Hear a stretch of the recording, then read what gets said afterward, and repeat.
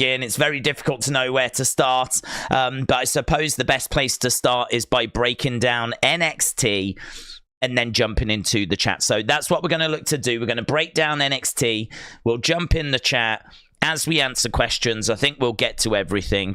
Obviously, Raw has gone to Netflix. We know there's rumors around Rock Roman. We know there's rumors around Sasha Banks. We know there's rumors around Okada. We know that Kevin Patrick is gone from SmackDown commentary. There's loads. There is loads, right? So let's break down NXT. And then we'll get into the chat. So, not loads to talk about in regards to NXT tonight. Obviously, we are building towards Vengeance Day. So that's going to be a focus. Lyra and Roxanne Perez are going to sign their Vengeance Day match contracts on the show tonight. We've also got Axiom and Nathan Frazier taking on Bron Breakker and Baron Corbin in the semi-final of the Dusty Rhodes Classic. We've got Dragon Lee taking on Scripps, and we've also got Lola Vice appearing on Supernova Sessions. So Lola Vice is going to be on that. Obviously, she fell out with Elektra Lopez last week during that Battle Royal. There was a big brawl after, I think, Elektra eliminated Lola. There was a big brawl. So I'm guessing we're going to get further information on their relationship. It's probably going to lead towards a feud, I would imagine. But yes, that is NXT. Let's try and get over into the chat, see where the conversation is, and see what's on people's minds. Brony said, I thought Netflix was about $8. It's nearly $15. WWE AEW fan said, WEP is now over. It is. It was a fun episode. We did a breakdown of the Rumble. We spoke about the news. We did other things as well. So shout out to everyone that sent videos over there. It was brilliant to hear from so many of you. And yeah, I think we covered quite a bit in just an hour. I think there was quite a lot of stuff that we touched on in there and a lot of different things we did. So big thank you to everyone that joined us. Al said, for 60 years, I've been watching wrestling on television. I remember the AWA and the Crusher Lizowski when I was little. All good things come to an end. I will not get Netflix. I'm just saying. Al, shout out to you. I'm really sorry to hear that that's something that's a bit of a line for you, that you're not going to get Netflix. I suppose it is different, the reaction. I think the reaction here in the UK is a more positive one than in the US, because we were just talking about this. In the US, if you want to watch Raw going forward, you're going to need the Netflix. If you want to watch SmackDown, you're going to need USA Network. If you want to watch NXT, you're going to need access to the CW network. And if you want to watch the premium live events and the back catalogue, you're going to need a Peacock subscription. Now, I don't know how much all that works out to be a month, but clearly there is a cost there. There is an expense there. And this is going to be a challenge for people. We are very fortunate here in the UK that this Netflix deal seems to be taking all of the content to Netflix. So we know that Raw is going to Netflix. We know that eventually, I don't know if it's from the start, but SmackDown, NXT, premium live events, it's all moving on to Netflix. So here in the UK, it's a one-stop shop for us. And I'm not saying that to brag. I'm just saying that we are in a different situation.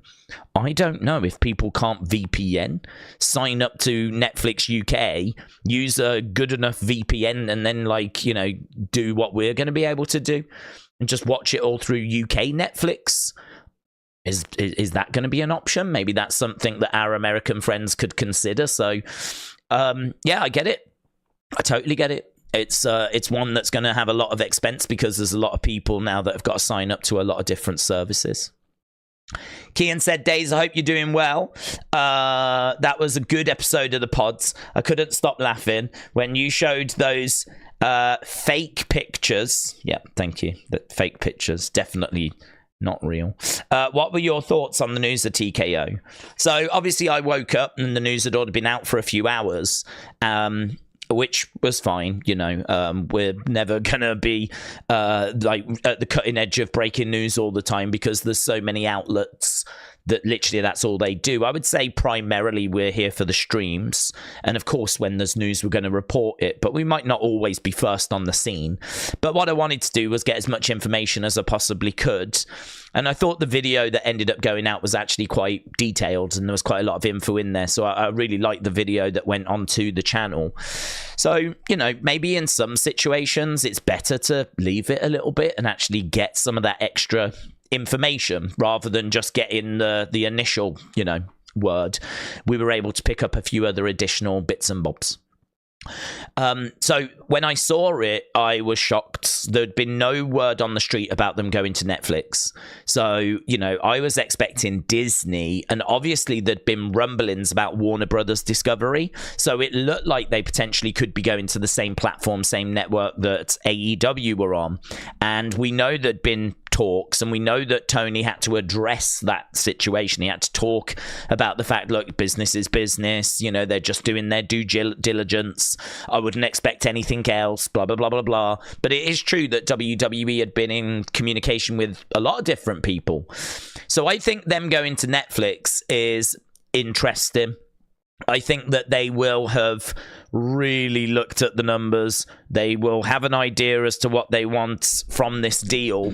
And obviously, we don't know if it's going to deliver what they want. Of course, it's a gamble. Of course, it's a gamble, right? But in business, you have to take gambles, right? A lot of stuff that they do is a gamble. Bringing CM Punk back was a gamble, but you have to take gambles. And so going to Netflix is a big gamble, but they're getting paid big money. 5 billion over the next 10 years is a lot of money. And I know that Netflix is getting a lot of content. I know it's Raw in the US, and then, as we said, a lot of other things outside of the US. So I know that it's getting a lot of content, but you would expect a lot of content for that kind of investment. I mean, isn't that... How much did Disney pay to buy Star Wars? Manchester United currently were on the market for 6 billion. An offer came in to buy them completely for 5 billion, and that got turned down. They were just holding out for 6. This deal that Netflix have just paid for Raw and, all the stuff internationally is about the same as someone just offered for Manchester United. I mean, it is serious money. It is massive money. I think that Man United deal, if it went for 6 billion, would have made them, I think I'm right in saying, the most expensive team in the world. Clearly, some NFL teams are probably more valuable, but have not sold for those kinds of amounts. So we're talking about a massive amount of money. And so, yeah, I was shocked that they were going to Netflix. I was shocked at the amount of money that they'd got for it. I was shocked as to the fact that all this international content was going to be moving over there. I did get asked this question on X, and I didn't... I thought I understood what they were asking, but I don't think I did now. Now that I'm looking at it, I think I now understand what they meant. They were asking about the library. And the point I was making was, well, the library's not moving. All the new content is going, but the library's not moving. I think the point they were making is, well, what does that mean? Is the WWE Network going to go away? Is that going to shut down? I mean, there's been no announcement on that, so my guess is it's just going to continue. So here in the UK, I know we're getting a bit into the weeds, but some of this stuff is obviously important. A lot of this is important. I think people would like to get in the weeds a little bit. We won't hang on this too long because this doesn't really affect America. It only affects us here in the UK and maybe some other international markets. I just made this point on the Wrestling Escape Pods. So this is the statement that they put out.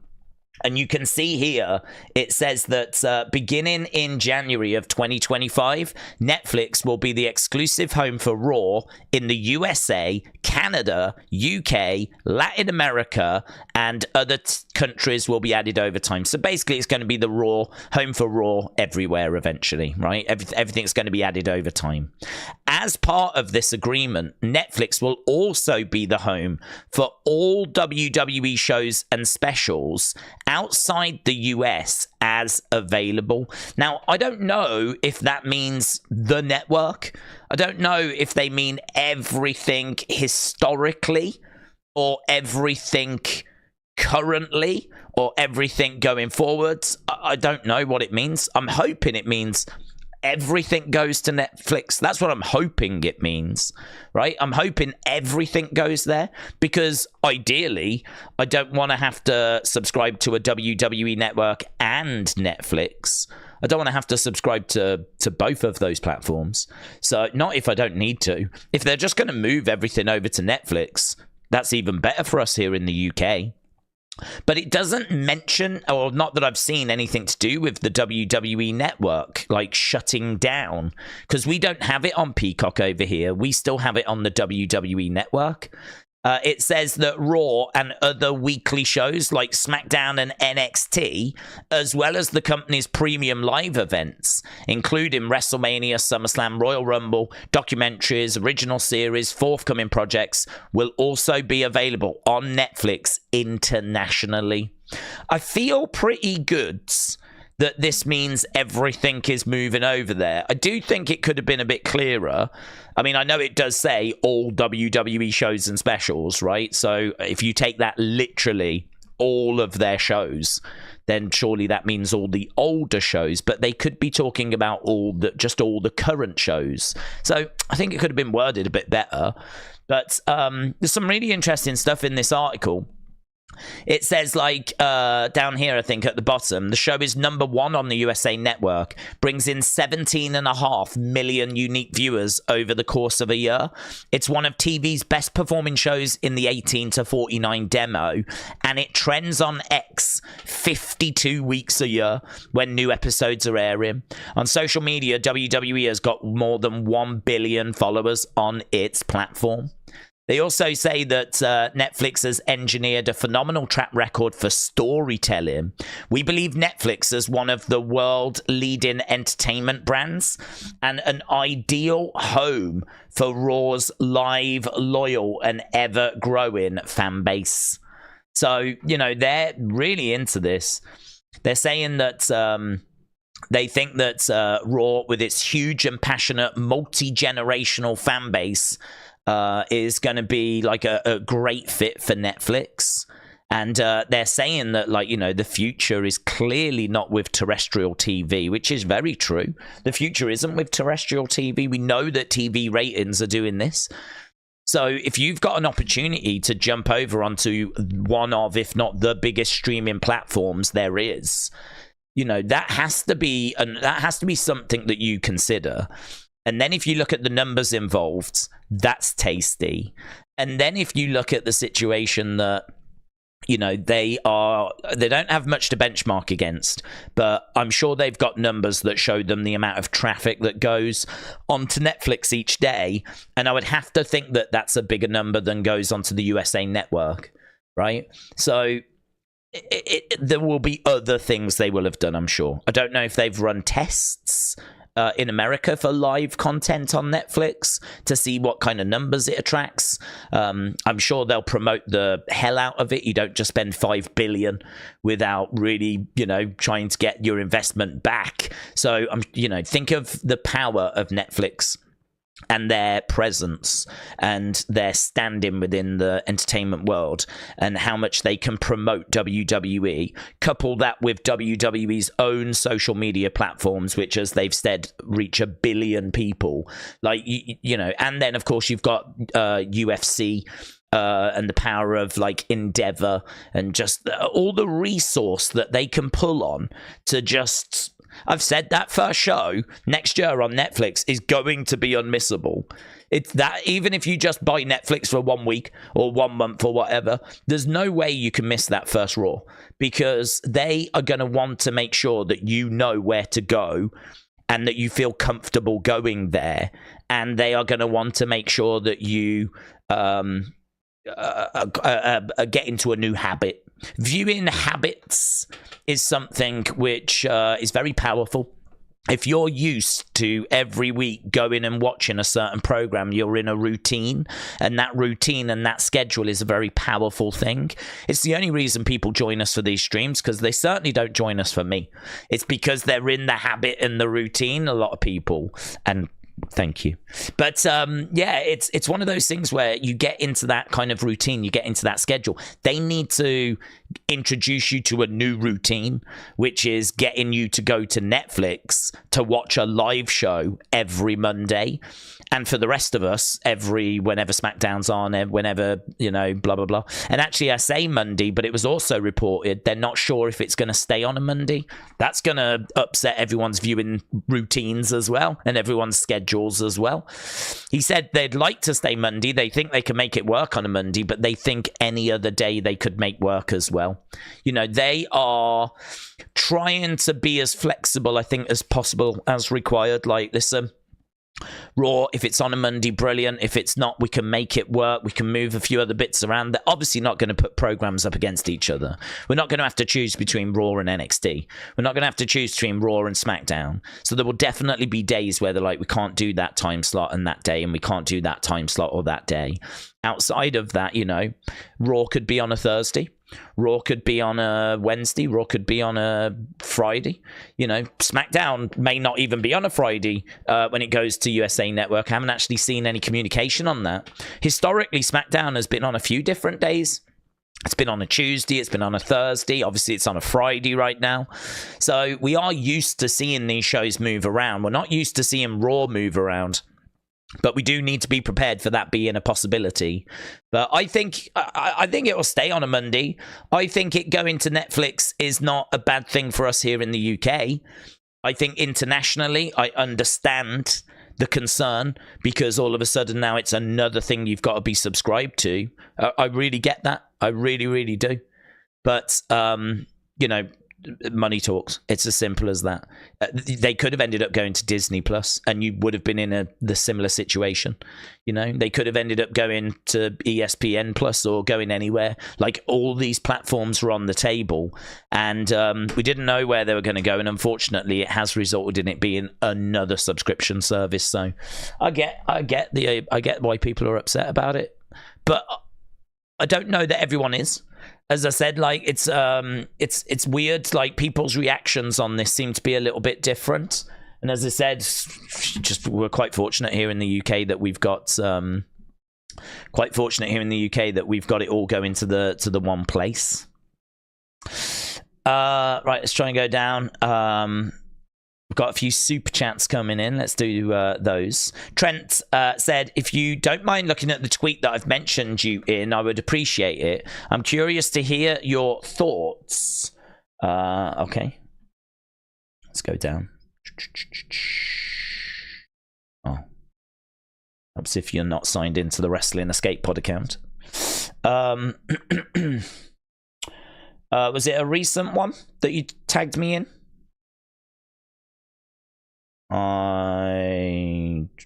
Is it this one? About how would you feel if The Rock came in and said, as a representative for the board and the family, he is challenging Roman at night 1 of WrestleMania because the family doesn't find him to be a proper fit for the head of the table, and the board doesn't find him to be a proper fit for champion. If he vacates, the Rumble and Chamber winners will face in the main event of night 2, which could be Cody versus someone else. How would I feel about that? I wouldn't like it, to be honest, because I wouldn't want The Rock to be throwing his weight around. Like, all of a sudden, because he's on the board, he's part of management now. Like, he's part of the system now. Like, Stone Cold was cool because he stood up to Vince, and Vince was part of the machine, And actually, this was something that was used when Daniel Bryan was a GM. This was really interesting because Daniel Bryan kept having to fight against the authority. The authority kept putting obstacles in Daniel Bryan's way as he was trying to win the title. And I think it might have been The Miz that made the point, you've turned into what you hated. You turned into what you was fighting against. You was fighting against the authority, and now you are the authority. And it was a great line from The Miz, because, like, that's true, isn't it? Like, Daniel Bryan was fighting against authority figures. Granted, they were heel authority figures, and he was more of a face authority figure, but it was still a great line from The Miz, and it was still true. You've become the thing you hated. And yeah, I wouldn't like to see The Rock pushing his weight around like that. The Rock saying, you know, I'm on the board now, we don't think you're a fit as champion. Who are you to say if he's fit as champion or not? I mean, they are the ones that have allowed him to sign a contract where he only has to work a few dates a year. They've allowed that. That's on them. They didn't have to agree to that deal, but they did because they wanted Roman around. So they have allowed him to sign that deal where he only has to work a few dates. So who are they to turn around and say, we don't think you're fit to be champion? Plus, that really undermines everything that he's achieved. You know, all of a sudden, everything he's done, the company are turning around going, we don't think that you're, you know, a good ambassador for this company. We want you to strip you of the belts. No, I wouldn't be saying that. I mean, look, if he wants to challenge Roman as a competitor, as a wrestler, then I would say, yeah, I mean, I think there's a good chance we get Rock Roman. And actually, the word on Rock Roman is that WrestleMania is where Rock wants to have his match, but WWE are trying to convince him to do it in Saudi Arabia, which makes sense, doesn't it? We've spoken a lot about how these shows are only B shows if you treat them as B shows. WrestleMania is WrestleMania because it's treated as the jewel in the crown, right? If you're going to book massive dream matches, real big matches for these Saudi shows, then these Saudi shows will always be viewed as being bigger than B shows, right? An A show is an A show because you treat it as an A show. And we know that Saudi's got money and they're spending a lot of money on these WWE shows. So WWE, I think, are interested in doing Rock Roman in Saudi Arabia. People will be down on that because people will want it to be at WrestleMania, and I think The Rock wants it to be at WrestleMania. And I can understand why people would be down on it being in Saudi Arabia. If I had a choice, I said before, I don't mind it being at SummerSlam. The story I care about more is Cody's story. Like, if I could choose anything for WrestleMania, I would choose Cody finishing his story. I think it's more important. Rock Roman is going to get more eyes on the product. And you can understand why WWE want to do that in Saudi. That way they can finish Cody's story at WrestleMania, and then they can do Rock Roman at Saudi and make the Saudi show even bigger and get tons of money from Saudi Arabia. Like, if you give us a bit extra, we'll give you Rock Roman. And you know the Saudis would pay.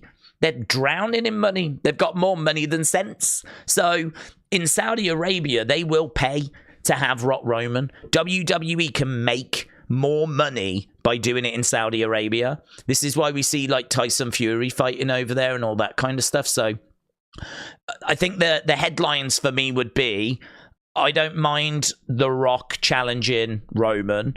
I've had a conversation with a few people about, well, shouldn't he win the Chamber? Shouldn't he win the Rumble? No, it's The Rock. It's The Rock. He's achieved so much in WWE already as a multiple-time champion because of his standing, his star power, because of his historical achievements in WWE. He is, you know, in that same bracket as a John Cena.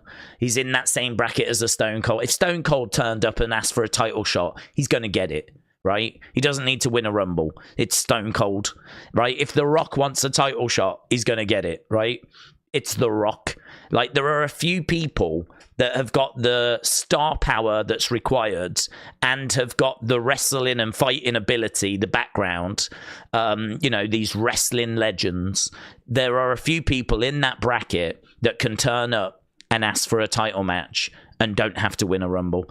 Unfortunately, there's not many of those, and so it means everyone else has got to go through the system of trying to win a Rumble or trying to win an Elimination Chamber. That's the difference between a Gunther and a Rock, right? Gunther's amazing in the ring, but you show a picture of Gunther to the average person on the street, they ain't going to know who it is. You show them a picture of Dwayne Johnson, they're going to know who it is, right? So you've got to have the right blend of star power and the right blend of wrestling background, athletic ability.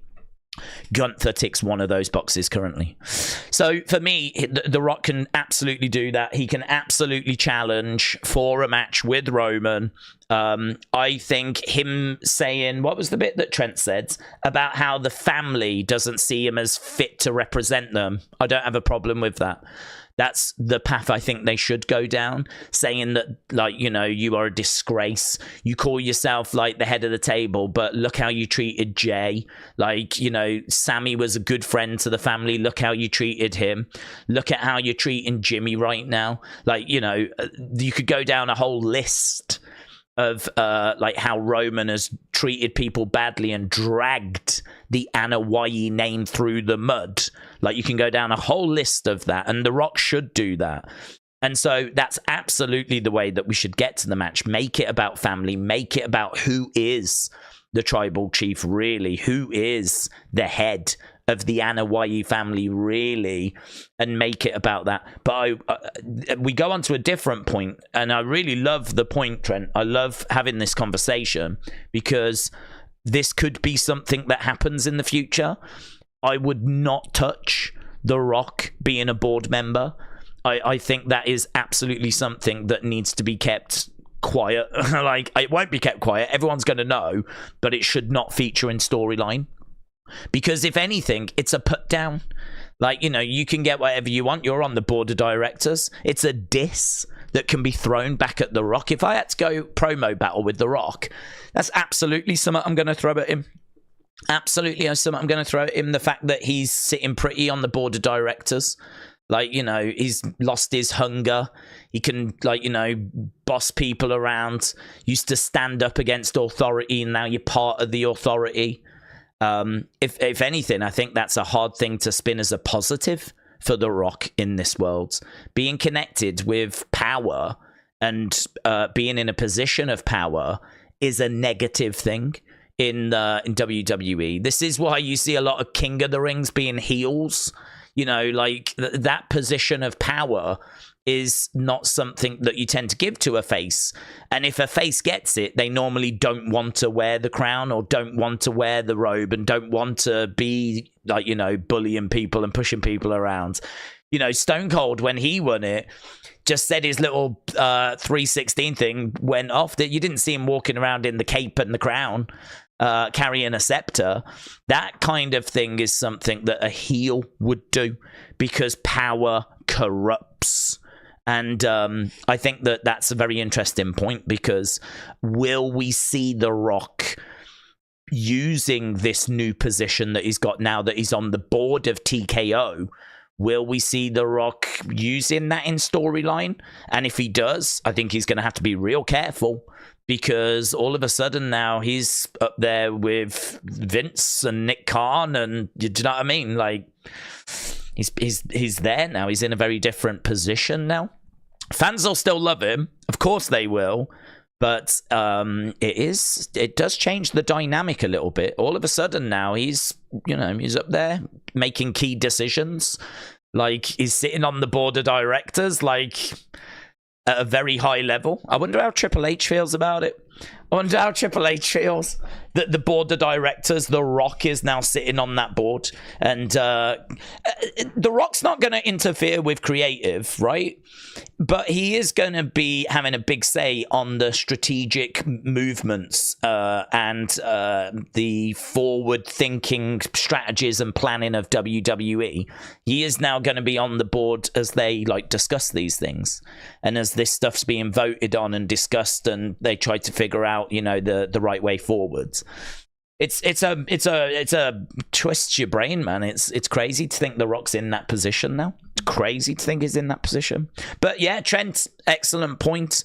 You know, about should it get used in storyline? My answer would be no. I don't think it plays well. But the whole family stuff, yes. I think it definitely should be built on that. Donald said, I'm here for the live days at the PC. No, are you? You're at the actual performance center. Dude, you'll have to let us know what the conversation is. Could you imagine being in the PC right now? Could you imagine what all those fans are talking about after today's news? Jesus. Donald, have a fantastic time, my friends. I hope you enjoy it. Should be a great show. There's a real buzz around the show tonight. Maybe not so much because of what's on the show, but maybe more because of the fact that there's just been such monstrous news that has dropped today that, there's just an energy and there's a buzz around. There's an excitement. People want to talk wrestling. They want to share their opinions, get other opinions. It's just, there's a buzz. There's an energy. And I'd imagine that is being felt in the Performance Center right now. So, Donald, have a great time, dude. JB said, I'm going to use a member milestone. Hello. JB, member for 2 months, according to this. Appreciate the support, my friend. I hope that you are ready for tonight's show and excited. Feel free to share your thoughts on different bits and bobs. What do you think about the news today? What do you think about The Rock joining the board of directors? What do you think about Raw going to Netflix and SmackDown NXT premium live events following for international audiences? The one thing I said in that video that I put out, which I stand by, is I am concerned about the matches on Raw when we go to commercial break, because I have a comparison. I've got something I can compare it to, and it is AEW Dynamite. AEW Dynamite here in the UK, we stay with the match, whilst in America, you go to commercial. But here in the UK, we watch on Fight TV, and they don't always go to commercial. And I can tell you, from experience, the matches completely die. They might be really exciting, loads of action. As soon as you go to commercial, headlock. Into a headlock, and they're there for ages, or they might run against the ropes and do a clothesline and then look around at the crowds, or they might go to the outside and lay on the outside for a bit. It might have been an amazing, one of the best matches you've ever seen, and then for about a period of 2 minutes, it just dies a death, and then it gets good again. It's mental. It is mental. And it really made Dynamite worse for me. I said so many times during our AEW streams, I wish I could buy a version where I went to adverts as well. I wish there was an option where I could pay more money to go to commercial break rather than stay with the action, because there were genuinely some banging matches that people were loving that I just could not enjoy to the same level, because you was watching it and it was amazing. Oh, we got to go to commercial. Oh my God, this match is so good. Quick, let's get a snack. Let's go to the toilet. Let's do whatever, right? That's what it was like in America. Sitting here in the UK, it's like, oh my God, this match is amazing. Why are they stopped? What's happening here? And the match just dies. Just like they go to the outside, and why is he lying out there? Surely they're going to get counted out, right? What's happening? What's this? Like, it just kills the match, kills the action. And my concern is that that's what's going to happen with Raw, because Netflix have got a version where you can go to commercial if you don't want to pay as much, and they've got a version where you don't have commercials if you want to pay a little bit more. So, I mean, God, I'll just pay for the version that goes to commercials. I'll tell you what I think we'll see a lot more of, actually, with this, is I think we'll see a lot more of, during the commercial break, this is what you missed. I think that they've already said that matches won't end during that period, right? So they obviously won't have matches conclude there. My concern is the matches will die a death during that time. I hope they don't. I hope WWE keep them strong. But the quote that I've seen already doing the rounds has got me worried, right? They're talking about putting on a headlock and basically leaving a headlock on whilst being at commercial break. Now, clearly they're not going to do that for every commercial break, but if that's the mentality, then I'm worried. So my concern here in the UK about Netflix isn't about the pricing, because as we've just said, here in the UK, it's pay your money, you get Raw, you get NXT, you get SmackDown, you're getting everything in the one place, right? We don't know about the network, but we think that's going to move over to Netflix as well. So you're getting everything in the one place. My concern is the commercial aspect, and about if it's just going to kill the matches, because I know it seems like I'm making a huge deal out of this, but it really did affect my enjoyment of Dynamite, and I don't want that to happen for Raw. So hopefully they learn lessons. I'm sure it's not going to be perfect every time. Hopefully they find a sweet spot. Hopefully they think about it in advance. Hopefully the action can still be good and exhilarating, and if there is anything major, we can say this is what you missed during the commercial break. I think there will be a lot more of that during Raw, but and during SmackDown and NXT as well, because it's going to be the exact same thing for those shows when it goes over to Netflix. So it's going to be it's going to affect all of them, not just Raw. It's going to affect all of the shows, because they're all going to go to Netflix, and that means that they'll all potentially be commercial free, which sounds amazing, doesn't it? But do you remember, whenever we have an hour of commercial free Raw, it's not that brilliant. They always put in stuff that's, whatever. The more exciting stuff is done like to try and get you to come back after the commercial break. So they, and that'll still happen, but it's like, well, what are they going to show during the commercial break? So that's a concern. That's an area that I'm a bit worried about, but we're not going to really know if WWE are going to do that right and plan for that until we actually get there. But I really am going to keep my fingers crossed. Michael said, does this mean Raw will no longer be on TNT in the UK as of next year? That is exactly what it means. Anna said, at least on Netflix, you can share your email and passport with family or friends to watch it. That's not true in the UK, because they did a big crackdown on it. Whereas, because we used to have my brother's Netflix. So my brother paid for it. I think you was allowed to have it in, 3 places or something. He had it on his TV, on his laptop, and my mom had the other sign in here. All legal, all fine. Everything was acceptable. You was allowed it on 3 devices. My brother still comes round and, we'll watch Netflix on our TV. We can enjoy it when he's not around. Fine, right? But that stopped because they cracked down on the sharing of passwords and everything. This has been a big thing they've done recently. So that means now that my mom had to subscribe to it anyway for herself to have it here. I don't know if it's a case that it's now changed to you can have it in, maybe 2 devices within one household. It's got to be done on the same Wi-Fi or something. I don't know. I don't know how they're managing it, but I know there has been a crackdown on it, because it affected us and we had to then sign up again for it. So I don't know what the situation is. It might be different in different countries. I wonder if there will be a different in over under run, considering now no one is going on before or after them. I wonder if there'll be a different over under run, considering no one's going on before or after them. Well, if they run, that's true. I wonder if they run over, it's not going to be as big of a problem. But it's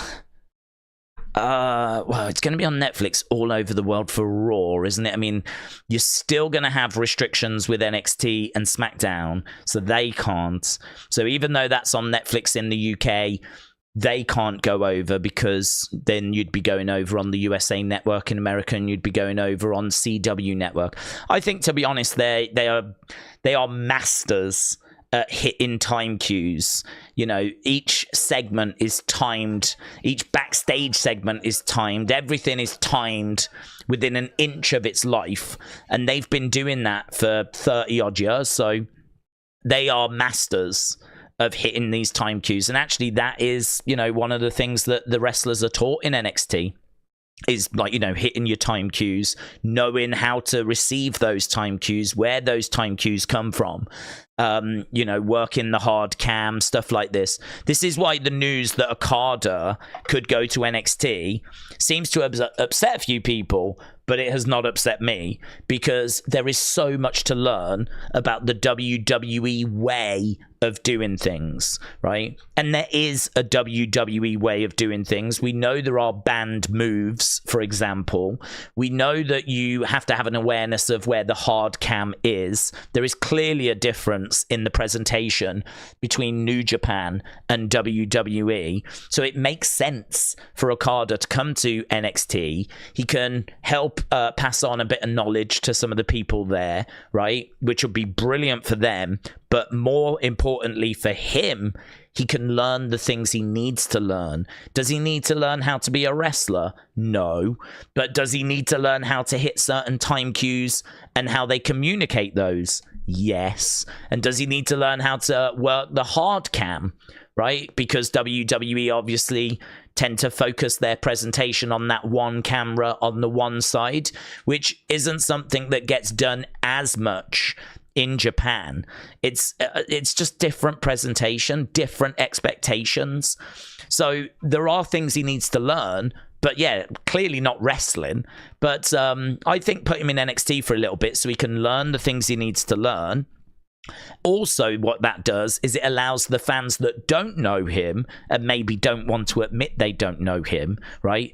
It allows them to get to know him. It allows them to learn about him, right? If you drop someone onto Raw and SmackDown from Japan, the vast majority of people are not going to know who it is, right? I saw Mitchell have put a comment to Dave Meltzer about this, and I almost jumped in on it because Mitchell made a great point, and I actually thought Dave Meltzer was wrong.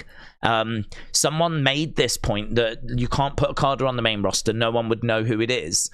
And Dave Meltzer responded, I'm guessing you never saw Nakamura's debut in NXT, right? And Mitchell said, hang on, the fans in NXT are a lot more switched on than the fans on the main roster. And that is true. If you watch NXT, you are watching WWE's developmental. Like, you've got to be pretty far down the rabbit hole to be even bothering with NXT. Most people only watch WWE because they want to see Seth. They want to see Becky. They want to see The Rock. They want to see Stone Cold. They want to see Kevin Owens. They want to see Roman Reigns, right? They're not bothering with Obafemi, right? They're not bothering with Miles Bourne, right? They're not tuning in for Gigi Dolan. These are the stars of tomorrow. So it is true that the fans that watch NXT will have a much better understanding of the wider wrestling landscape than the majority of those that just watch Raw and SmackDown. So it was an excellent point by Mitchell. I completely agreed with him. But the other thing as well is Meltzer was wrong, because when Shinsuke came into NXT, and he came into NXT, but when he came into NXT, they announced it before his debut. He didn't just show up and catch everyone by surprise. I remember a video that was played at Full Sail that revealed that Shinsuke was coming and that he was going to be competing at that show. So they had already announced that Shinsuke was coming to the crowd before his debut had even happened. So to me, that's a bad example of, like, well, you couldn't have seen Shinsuke's debut, because you're talking about an NXT crowd, not the main roster crowd, and you're also talking about someone that was announced before the match even happened. So I like Dave, right? I think he gets a bad rep. I think that he is someone that, I believe he wants to report the right thing and the truth, and he wants to share his knowledge, right? I don't think he's a liar that wants to spread lies. I don't believe that of Dave. I think that I don't like his star ratings. I think he has got a preference to AEW over WWE. I think he's sort of admitted that, saying that that's more the kind of wrestling he likes, which is why he probably rates it a bit higher. But that is his honest opinion. He honestly prefers that, and so he scores that higher. Well, I don't agree with him on that. So, you know, whatever. I look at his WWE ratings and then I base them against other WWE ratings. I base it like for like. If he doesn't like the WWE style and he's never liked it, well, then his rating should be pretty consistent, right? Yes, Shawn Undertaker should have got 5 stars, but he didn't give it 5 stars. So how does that compare to Gunther and Drew and Sheamus from this year? Because I think he did give that 5 stars. So is Gunther, Drew, Sheamus a better match than Undertaker, Shawn by a 1/4 of a star? So, you know, that's how I use his star ratings. I don't bother with comparing it to AEW. Why would you do that? You'll drive yourself insane. Of course, some of those AEW ratings are insane, right? But I like what he says. I like he's one of the most knowledgeable people in the world when it comes to professional wrestling. So, you know, there's, I think, a lot that he can provide from a perspective point of view. But I thought that was a bad answer. I thought that was a bad answer about the Shinsuke thing. I didn't rate that answer. But, you know, you're not going to get everything bang on the money. But for me, Okada coming in, going to NXT, if it happens, wow. Wow. What a boost for NXT, right? Because the smart fans will want to tune into that. What a boost for the talent that's there. It allows Okada to have a bit of breathing room and just to show, I mean, just imagine some of the matches that you can do. Incredible. I mean, him against Ilya right now would be amazing. Him against Carmelo would be amazing. Like, you can just go down a list of some really great matchups that you could do with Okada in NXT. I wouldn't keep him there long because he hasn't got much to learn. Just time cues and hard cam, and maybe work a bit on his backstage interviews and his in-ring interviews. And, you know, it's just those little bits. Allow the fans to get to know him.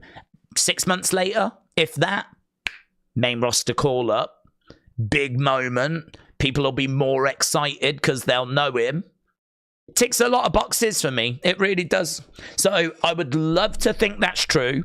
Word on the street is Okada to NXT. This is coming from a source over in Japan. Don't know how reliable they are because it's a Japanese source and I don't speak Japanese.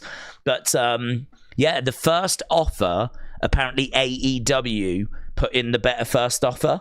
I'm guessing WWE came back with something pretty juicy.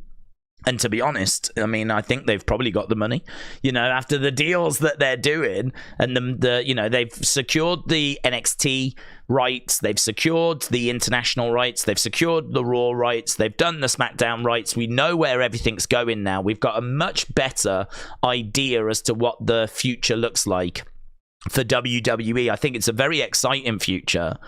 And I think there's money that's definitely around, certainly. And if they really want him, I mean, they're going to have to put in a big offer, and maybe that's exactly what they've done. I thought he was going AEW. I still feel that AEW is where he'll land, if I'm going to be brutally honest. I just think Tony's got money.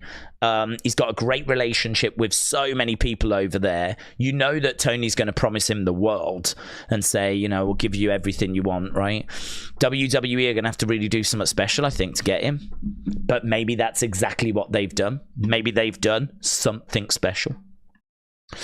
Let's get into a couple more super chats. I really want to get into the chat as well, but you know me. Cameron said, I feel like Sammy will be in the Rumble and will get thrown out by Drew. I'm going to the Rumble, so I won't be able to watch the stream. Have a great time, dudes. Have a great time.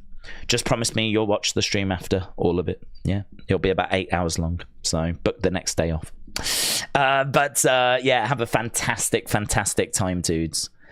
I wish I was going to a Rumble. I think I'd rather go to a Rumble than WrestleMania. Honestly. I mean, you get to see so many different superstars in the Rumble, and surprises, and that the winner and that moment and the fireworks and everything. I mean, I know that you get maybe like the story being concluded at WrestleMania or whatever, but yeah, the Rumble, who doesn't love the Rumble? So exciting. And like every time you counting down, you don't know who's coming out next. Could be anyone. You don't know who's coming out. Just so exciting. Yeah, I'm jealous. I want you to know that. So Cameron, shout out to you, buds. I also said, how would you react seeing Hogan come out in the Rumble? Well, I would enjoy it, right? We've touched on this subject a few times. I know a lot of people have not forgiven him. I understand that. I really, really do, right? I struggle with it as well. It's difficult for me because Hogan is maybe still the biggest star I've ever seen. I class Hogan as bigger than Stone Cold, bigger than Rock, bigger than Cena. I know many don't. I know people will say Stone Cold shifted more merch and all that kind of stuff, but he did not have as big an impact on me as Hogan. Nowhere near.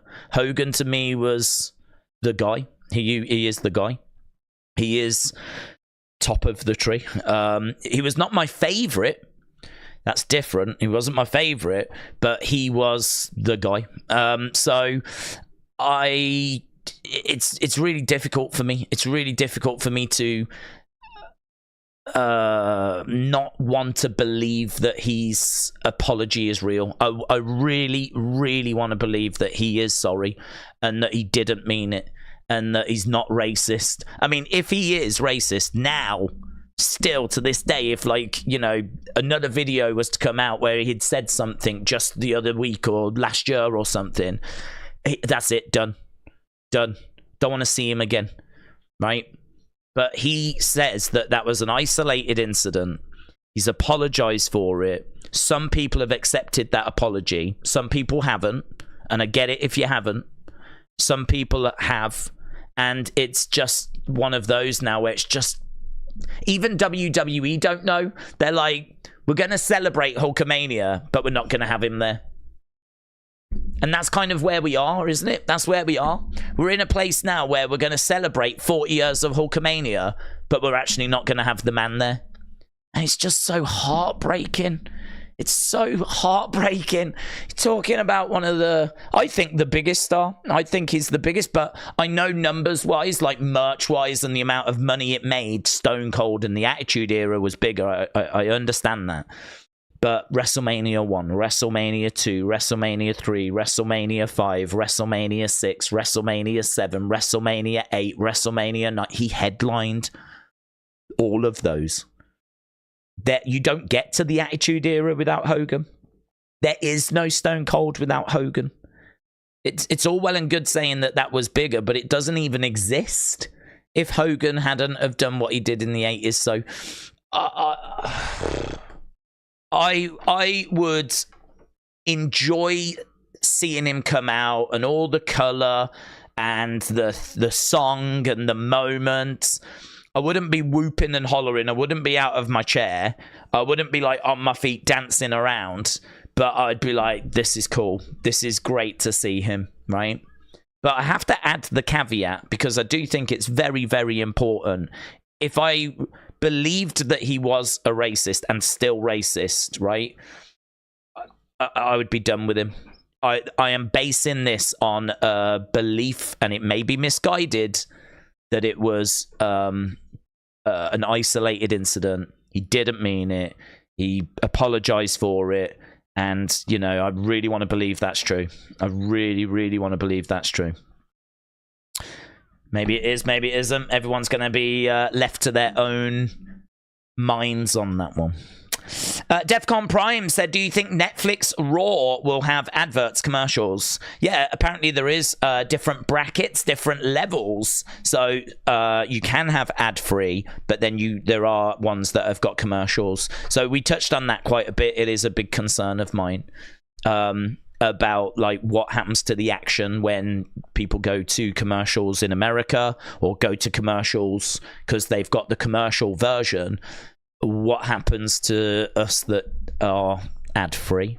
Because to be honest, if I was getting Netflix, and of course I will, I am going to want the ad-free one. Not really for the wrestling. I'd rather have ads for the wrestling. But if I watch other shows on there, I don't want the adverts, do I? If I'm watching Ozark, I don't want the adverts. So I will end up getting the commercial-free one. To be honest, I would rather that they just cut to the advert, you know, like they do with NXT now. So NXT's on the network. When you go to commercial, they just play wrestling commercials. Like, you know, here's Swerved. Have you ever seen this show? Here's Table for Three. Have you ever seen this show? Oh, look at Baron Corbin coming out with a wolf. It's quite the look in it. He's got a wolf hat over his head. Braun grabs it and takes it off. Of course, they were playing around with new names, weren't they, these two? So it is Corbin and Braun Breaker. They are going to be competing in the Dusty Rhodes Tag Team Classic. Who are they up against? It is Axiom and Nathan Frazier. Axiom and Nathan Frazier. Right, there we go. These are the semi-finals. So Braun and Baron against Axiom and Nathan Frazier. Over on the other side, we've got LWO competing against Carmelo Hayes and Trick Williams. So, lovely. Johnny said, I have said a lot of stuff. I've not even said on this chat, why can't I take back? If I hurt anyone, I want them to know I am sorry. I don't know what that means. You've said a lot of stuff that you can't take back. You want people to know you're sorry. Well, that message has gone out there, buds. I'm sure we're all looking to the future as Axiom and Nathan emerge. Brony said, Braun and Corbin got nothing going, so putting them together as a team could benefit both. I like it, says Brony. Miss Clown said, optimistic. I've got Netflix on my PS5, said Stephen. Love the brag. A. Jobson said, Kalani Jordan being in that final four of the Battle Royal shows that she has got a future in NXT. David said, ad Netflix users won't get any ads during Raw. No ad Netflix users won't get any ads during Raw. That's true. Suzanne said, Hogan was much more exciting than Bob Backlund because Bob didn't have the pizzazz like Hogan.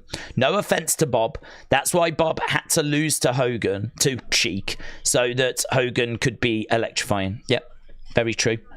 Very, very true. But I don't know... I think they... I need to revisit this. At the end of the 70s, early 80s, WWE wanted an all-American boy. They wanted a good all-American boy as their champion. Don't know why. I don't know why. They just wanted one. I don't know if it was the in thing at the time, a good old all-American boy. And I think they had a few names in mind. One of those names, I believe, was Dusty Rhodes as their all-American boy, their all-American champion. I don't know why I keep doing that. It just feels like the right thing to do. But I think they wanted Dusty, and they couldn't get him. He wasn't available. He wasn't free to sign up with them and everything. And so they ended up going with Bob Backlund, who ticked that box. He was the good all-American boy, and he got good reactions at first. He was getting good reactions. The problem was he outstayed his welcome. So as time went by, people were like getting bored of Bob Backlund. You know, he's I suppose in a way he's a bit like the Chad Gable of his day, in the sense of an amazing wrestler. Maybe not the biggest personality. Chad's got way more personality than Bob. Bob, I think, was brilliant as a heel when he was unhinged. But as a babyface, he was the good old American boy. And you're right, he didn't have that pizzazz. He didn't have that X factor. He didn't have the look. He didn't have the star power. So they had him lose the belt to Iron Sheik. And Iron Sheik didn't have it very long. He was a transitional champion. He really only had it so that Hogan could beat him. And Hogan was the one that Vince wanted. Hogan, I think, was in the AWA at the time. And technically, Hulkamania started there in the AWA.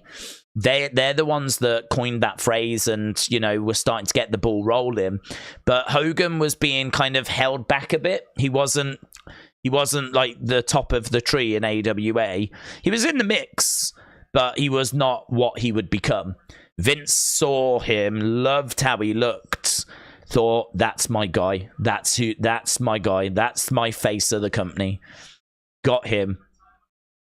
Rest was history. Beats Iron Sheik. Is it 40 years today that happened? It was 40 years ago today. Yeah. Hogan put the Sheik away. And Hulkamania was technically born when he beats the Iron Sheik. And then he goes backstage and Andre pours that champagne on him and Hogan's eyes are burned because Andre's got this champagne and he's like, I don't know if you've seen the clip, but Hogan's like, thanks, boss. Thanks, boss. Ah. It's going all in his eyes and everything. Anyone else does that, you probably go mental at them. If Andre does it, you go, thanks, boss. So yeah, you're absolutely not wrong. I think I am right in saying they wanted Dusty. That's the thing I would want to just double check. I'm very confident I did read that they were looking for a good old American boy. Power slam by Bron Breakker. Bron is wailing away on Nathan in the ring on the outside. There, we've got Baron unloading on Nathan Frazier. Oh, do you remember that I showed you that there was those 200 matches that had been found? Just the other day, we were like, God, this is so good. I'm so pleased that these have been found. And we even pointed out that one of them was Capital Wrestling, which was the old WWF WWE. I watched it, and it's midget wrestling. I didn't realize. But it was a bit disappointing because obviously I was hoping to find something that was going to be near the top end of the card, whereas this is obviously more an attraction match, which is fine. You still get shots of the crowd, you still get to see the ref, you still get to see what the ring looked like and what the ambience was. So you still get enough what I was looking for. But they were not the two like top stars. It was a comedy thing of two midget wrestlers, which, as I said, I don't even know if you can call them that now. But I know there is a promotion that still uses that in its name, so I think it's acceptable still. But yeah, I did watch it. That was the only one that got uploaded from Capital. All the others are like NWA Chicago, and NWA, wherever. But there was that one from Capital, so I'm hoping that there's going to be more that gets uploaded. Well, there is. But I'm hoping there's going to be more that gets uploaded for Capital. I tweeted it out. For those that don't know what I'm on about and just think I've lost my mind momentarily, it was a tweet. My Twitter is just full of stuff now. I don't think my Twitter has ever been this active. So a big thank you to everyone that keeps tagging me in stuff. I do like try and get to stuff and work through stuff as much as I can. I don't even know if I'm going to be able to find it now. There's so much stuff on here. It is, as we said, a whole list of matches that were just found, just located. Here, this is it. This is the one. We are at commercial break, by the way. We are at commercials, and I do want to get to the chat again, but I just want to show this for anyone that's not seen it. Look, fire, fire, fire! If we click on it, look. I think I've uncovered about 250 matches from the 50s and the 60s. I'm going to put them onto YouTube. So here you can see like NWA Los Angeles, NWA Chicago, Southwest, Angelo Poffo, as we said, Macho Man's dad. There, that's Sonny Boy Cassidy, Farmer Pete. That's the one I watched, Capital Wrestling. So that is... I'm not going to show it. I'm going to click on it. Watch on YouTube. Let me pause it. This is it here. Look, So it's only 3 minutes long, but this is Capital Wrestling. Has they got a shot of the crowd? Spill into the outside. Look at the shoes and look how people are dressed, man. I just find this stuff fascinating. I might be alone, but this is 1950s wrestling. Obviously, a lot of comedy bits and comedy spots in there, as we said. Not the sharpest footage in the world, but look how everyone's dressed. There's no wrestling shirts. The average age of the audience looks to be about 50. Man, so fascinating. But wrestling playlists. I am subscribed. Wrestling playlists, and they are putting up more and more and more. If they put, look, 7 hours ago, 1 day ago, Clark Sports, NWA Chicago, 1930s. Carl Johnson versus Chief Brave Wolf from the 1930s brackets, I think. 8 flipping views. What? Look at all this historical, interesting stuff that's going on, and it's just getting no views. YouTube's broken. This is the kind of stuff. Look at this 1930s wrestling and no one's watching it. 23 minutes long. I'm all over that. Guys, ain't watching NXT. I'm off to watch that. I'm Carl Johnson, Chief Brave Wolf stan now. That's what I do. That's what I watch. So, yeah, that is definitely something that should be on your radar. We're back from the commercial break. And we got Axiom tagging in Nathan. Nathan colliding into Braun. Braun going, oh, no, reversal. Nathan, look at the speed. So quick. Chop coming in. Real intensity here and pace. Nathan goes up, rolls, flips, and again. Over the other side as Braun comes over. Nathan jumping out the way. Baron Corbin comes in. Back elbow there by Nathan. Pulls down that top rope. He is so fast. So charismatic. Oh, you already know how this one ends. As he climbs up. Love that. I love that little comment to the camera. You already know how this one ends. He climbs up. Crossbody to the outside. Braun down on his knees. Kick coming in. Braun goes down. Tag. In comes Axiom. They can't keep this pace up for long. Splash there by Nathan. Splash there by Axiom. 1, 2. Shoulder up by Braun. Oh, into an armbar. Axiom has got an armbar applied. Corbin comes in, but Nathan with a rear naked. Both are in submission holds right now. Baron is down with Axiom grabbing a hold of the arm of Braun. Braun with a power bomb. Single arm power bomb. He power bombs Axiom onto the back of Nathan Frazier. All 4 of these guys are down. And the action has just been absolutely non-stop. Million miles an hour. Braun coming over, trying to make the tag. What I love about this, though, is it's not 2 teams going a million miles an hour. It's 1 team going a million miles an hour. And it's Baron and Braun desperately trying to keep up.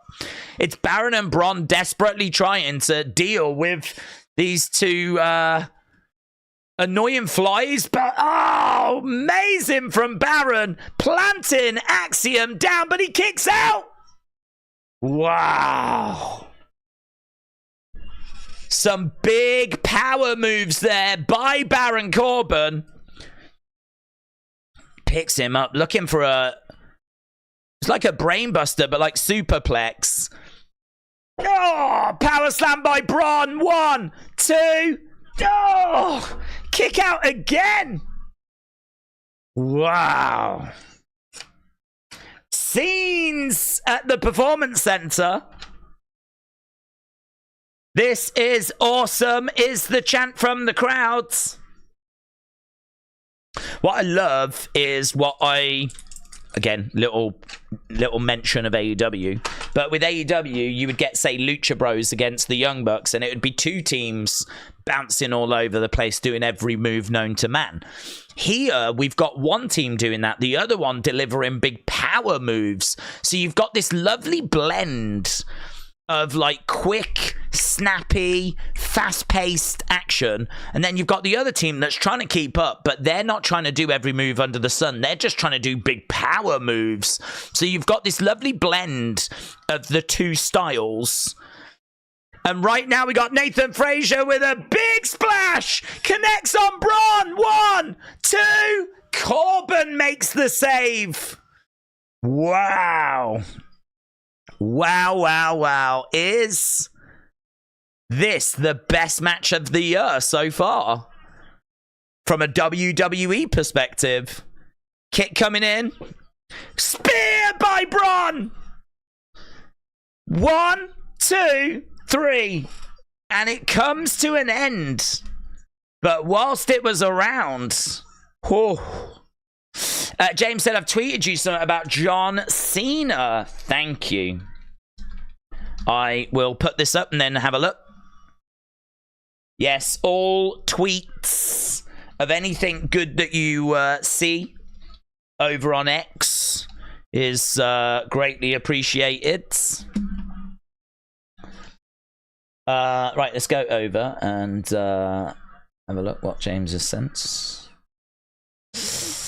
We might as well have a look. I might as well just look at my feed, to be honest. I get sent so much good stuff now that I might as well just show you my feed. Financial Times are saying that Netflix is going to produce special documentaries regarding WWE. It's interesting. I wonder if they've got that from the statement talking about documentaries, you know, from that original statement that we looked at. Where is the James thing?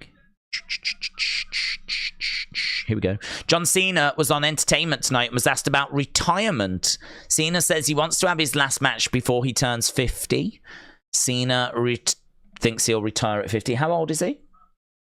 I think everyone right now has gone to Wikipedia going, how old's John Cena? He is 46. Got ages left. Ages. Okay, we got Elia. He is with Josh Briggs.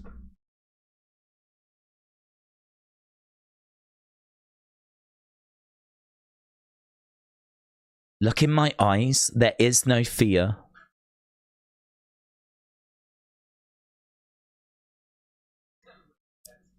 Look at the size difference between these two, man. Didn't realize how big Josh Briggs was. Look at him. Look at him with Trick. He's bigger than Trick. No one told me Josh Briggs was the second coming of Andre the Giant.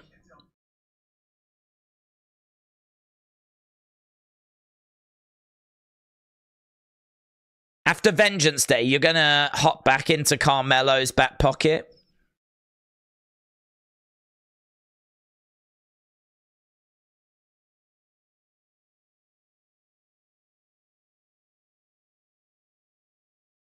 I do find that Elia's reactions are a bit OTT. As Trick is talking, Elia's like... He is quite big and expressive. That'll work well on the main roster, actually. You do have to be quite big with your facial expressions and mannerisms on the main roster. Just maybe in certain circumstances, like backstage and stuff, it can be toned down a little bit.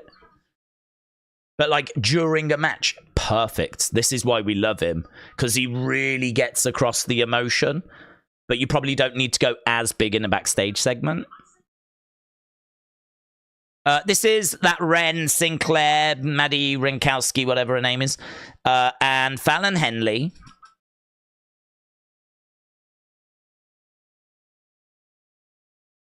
I'm trying to fit in. I'm trying to make friends. Slow down, breathe. Take a deep breath. It's never easy being the new girl.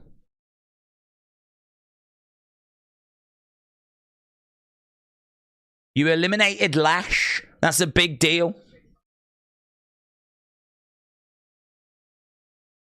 She high-fives herself and walks away. So, right, Metaphor making their way down now. So, it's going to be Metaphor. Is this for the Heritage Cup? Or, I don't actually know what we're doing.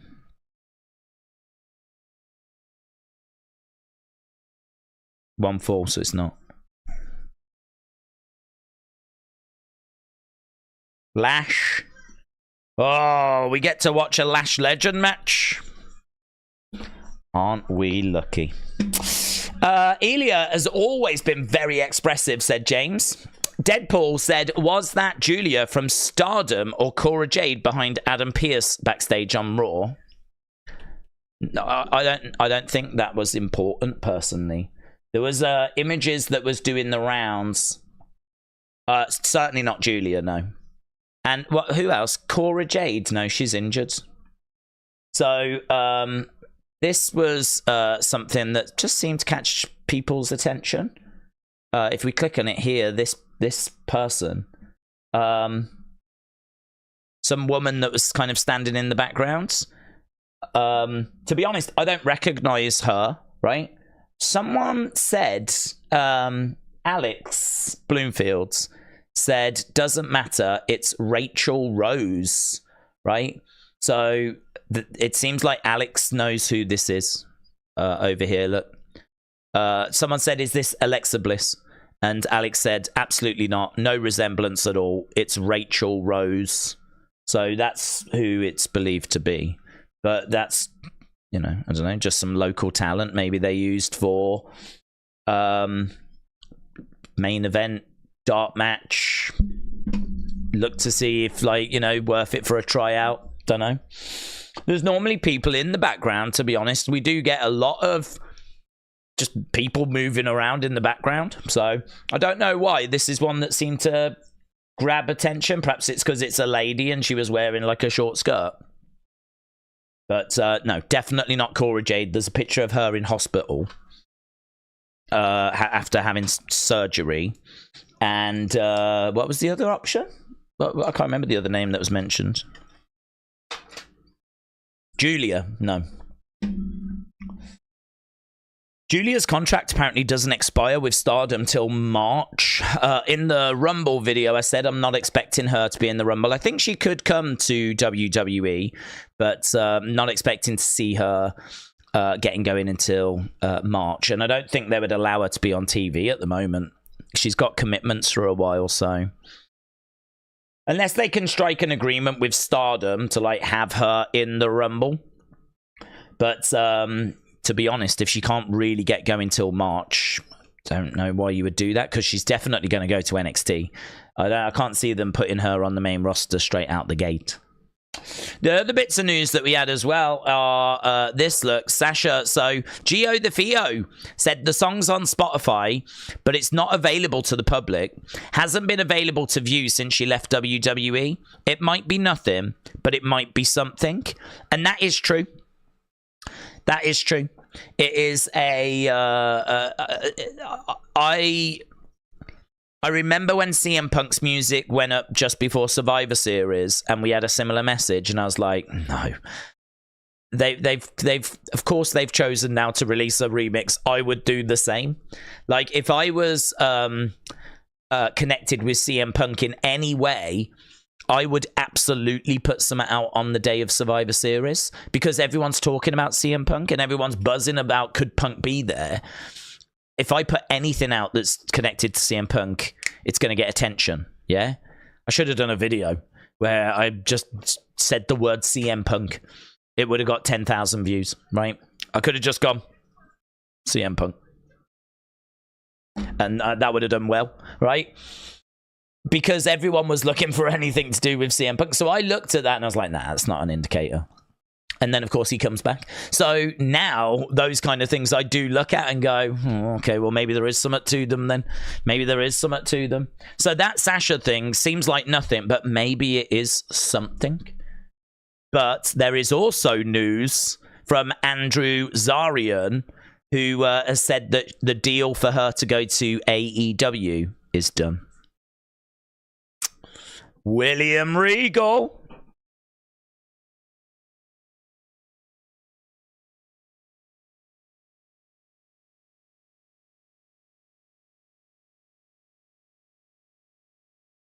Look after this brand. It means the world to me.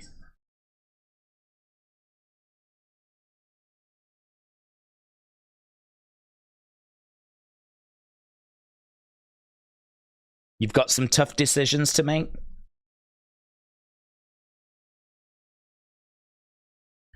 Ava said, I've got big shoes to fill, but I'm sure I can do it.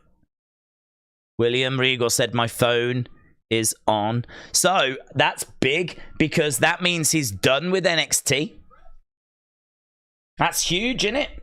That means he is done with NXT. That is basically their way of saying he ain't coming back to be the GM of NXT.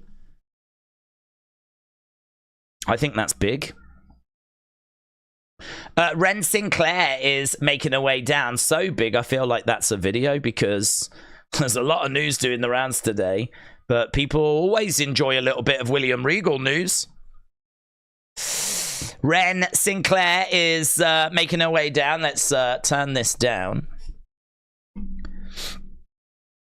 Interesting news coming out of NXT. We have seen for the first time in a long time William Regal. He was shown on NXT TV, and what he had to say was very interesting. He congratulated Ava on becoming the youngest GM, I think, in WWE history.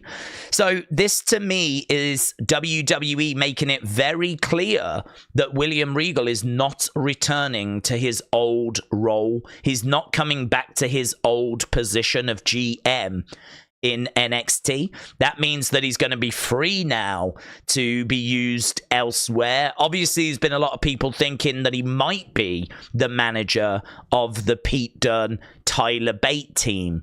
Could we see Charlie Dempsey get added into that group?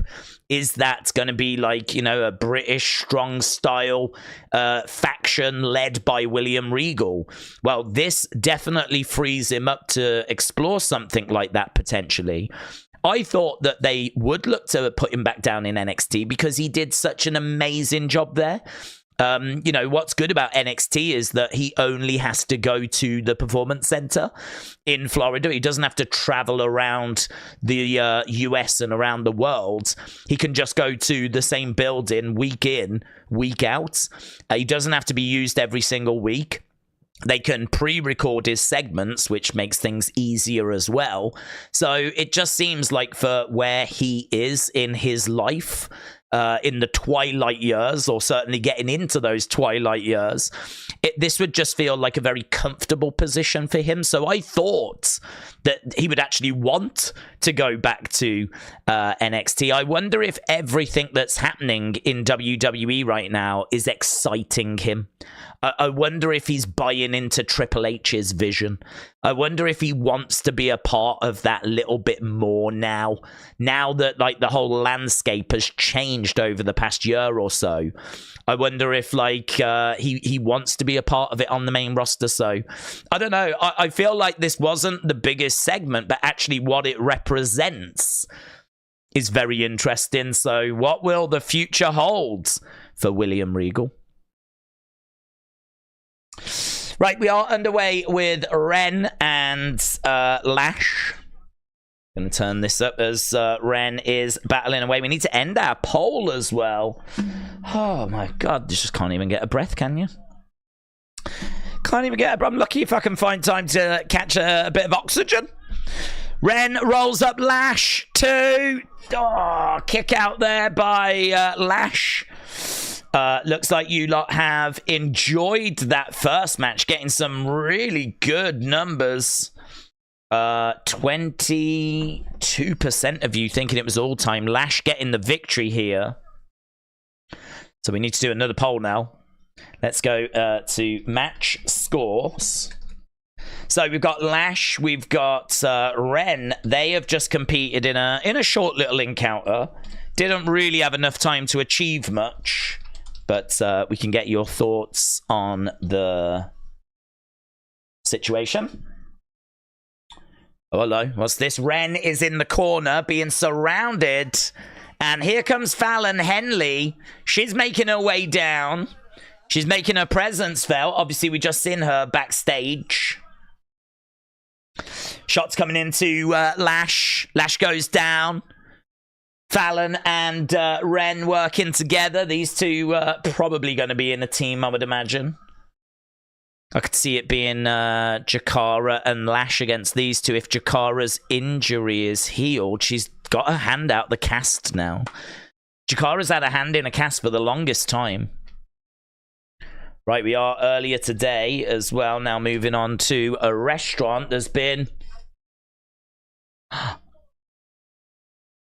Is this Riz? OTM? Jada Parker. OTM have gone into Tony and Stax's restaurant. The Riz is down on the floor. Oh, that is not going to go down well, man. You don't mess with Tony and Stax. That is not going to go down well.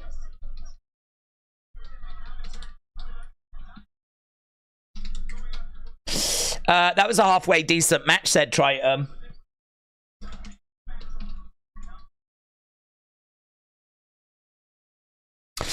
Cold Regal could be the new SmackDown commentator. We would have a British voice on both shows, said Watson. I don't mind them parting ways with Kevin Patrick, but I think we have to be very careful for who the new lead announcer is going to be. This is a very specialist role. It's not an easy role. We've seen a lot of people try and fail, and it's something that you've got to be really, really careful about. So I've got to be honest, I'm looking at Vic Joseph. I think Vic Joseph does a really good job for NXT, and I would rather that we give him a chance. I mean, if you think about it, NXT is a developmental brand for talent, and that includes the commentators. So Vic Joseph is killing it, doing a great job, and never hear any complaints about his work. So why could we not call Vic Joseph up if there's a vacancy, you know? So I would like to see Vic Joseph. Right, advert for WWE 2K. WWE 2K. I am going to buy the game, and then I'm going to negotiate a deal to put all the programming on Warner Brothers Discovery, and then I'm going to drive AEW off that network. That's what I want to do. Can I do that? Can I do that? If I can do that in the game, congratulations, you've made Tony Khan cry. If you can do that, I will buy the game. If I can't do that, cowards. Cowards. They should strive to make a better experience, a more realistic experience. Yeah. No one cares about fighting in ring. It's all about fighting outside the ring. Yeah, at a board level. Can I view the ratings for my shows by going onto X and going onto WrestleNomics? Can I do that in the game? If I can't, I'm not interested. William Regal shows up at WWE NXT. Here's what it means. The Rock's only been on the board for 2 hours, and Ava is already GM.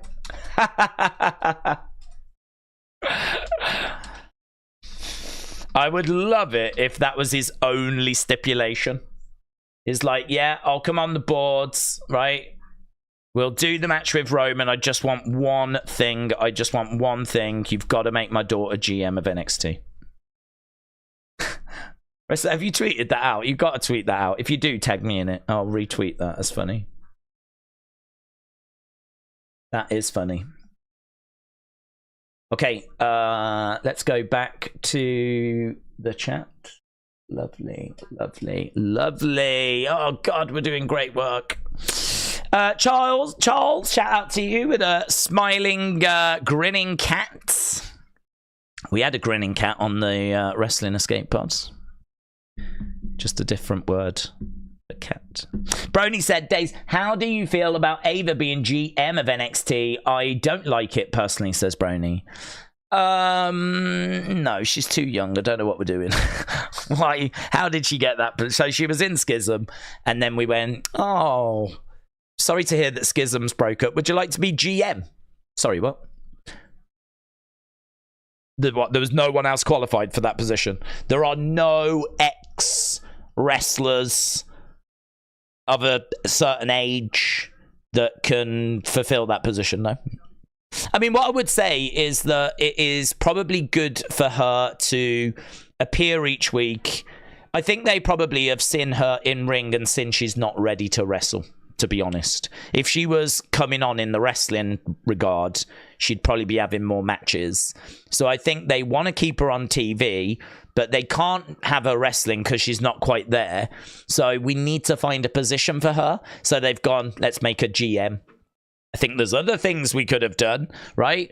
I think there's other ways that we could have had her on TV. We didn't have to give her the GM position.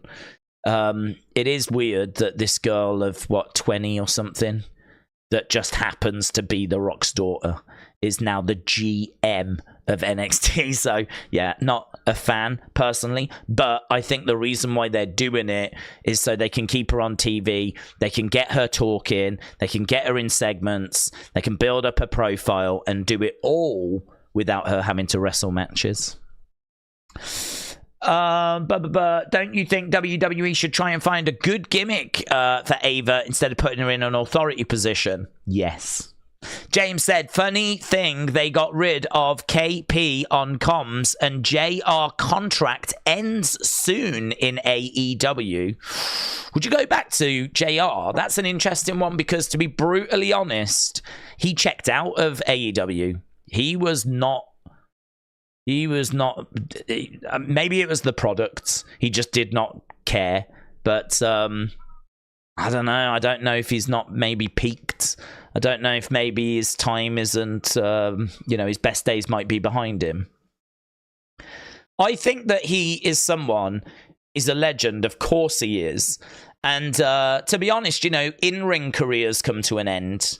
I'm wondering if, what we're seeing now is that his full-time commentary career has come to an end, and maybe you just bring him in for the main event of WrestleMania, or you just bring him in for certain bits. But I don't know, could he carry the full-time SmackDown job? I don't know. I would worry, actually.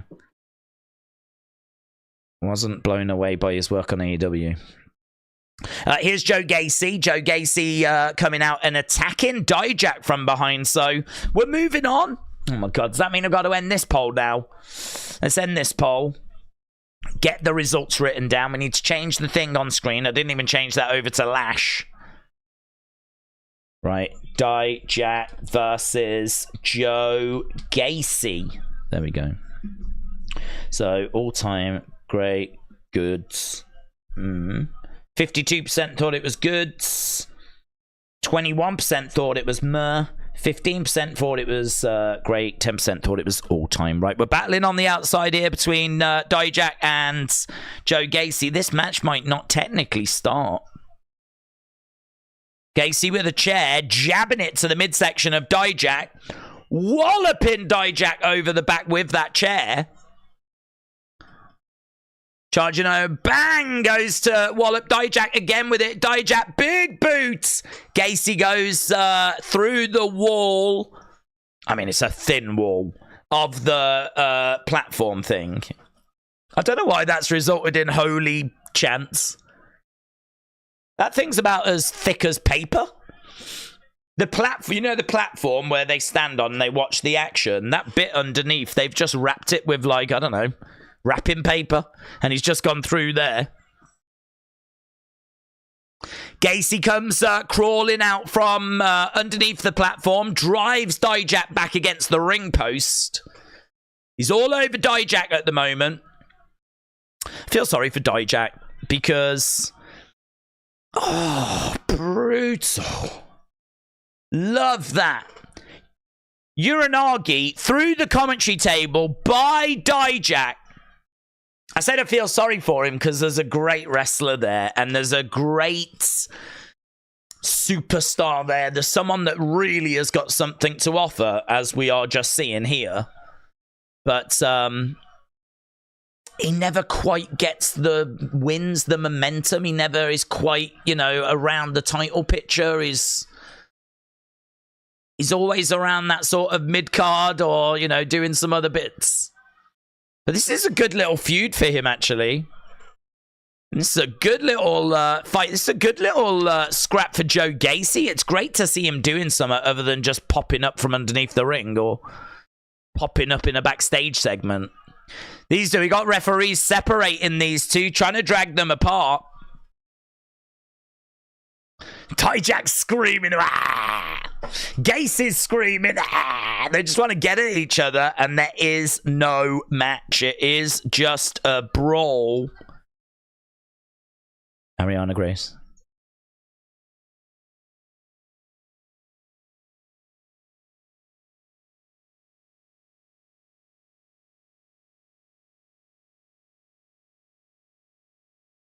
So, here's Elektra Lopez.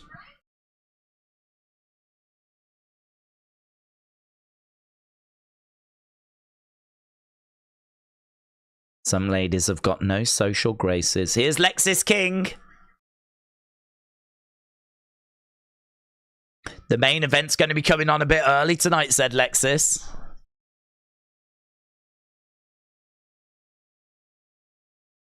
Trey Bearhill had better be grateful for the spotlight I'm about to give him. I like these promos to the camera backstage. That was good. Right. Well, look, we can... Oh, God, we can have a breather. It's amazing. A lot of people are saying Mauro Ranallo left WWE for multiple reasons. One of the reasons is that Corey Graves would bully him. Is that true or you don't know? No, I don't. I've not heard that. I've not heard that. My understanding is that Mauro suffers from bipolar and suffers from like mental health difficulties. He's been very public about this, and just normal stuff is a challenge for him. Like, you do have to be careful.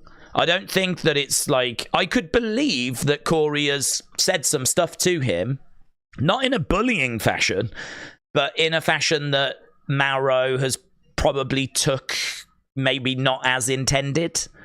As we said, Mauro has got some mental challenges that he has been very public about, so we're not being disrespectful or nasty. I love his work. What a commentator.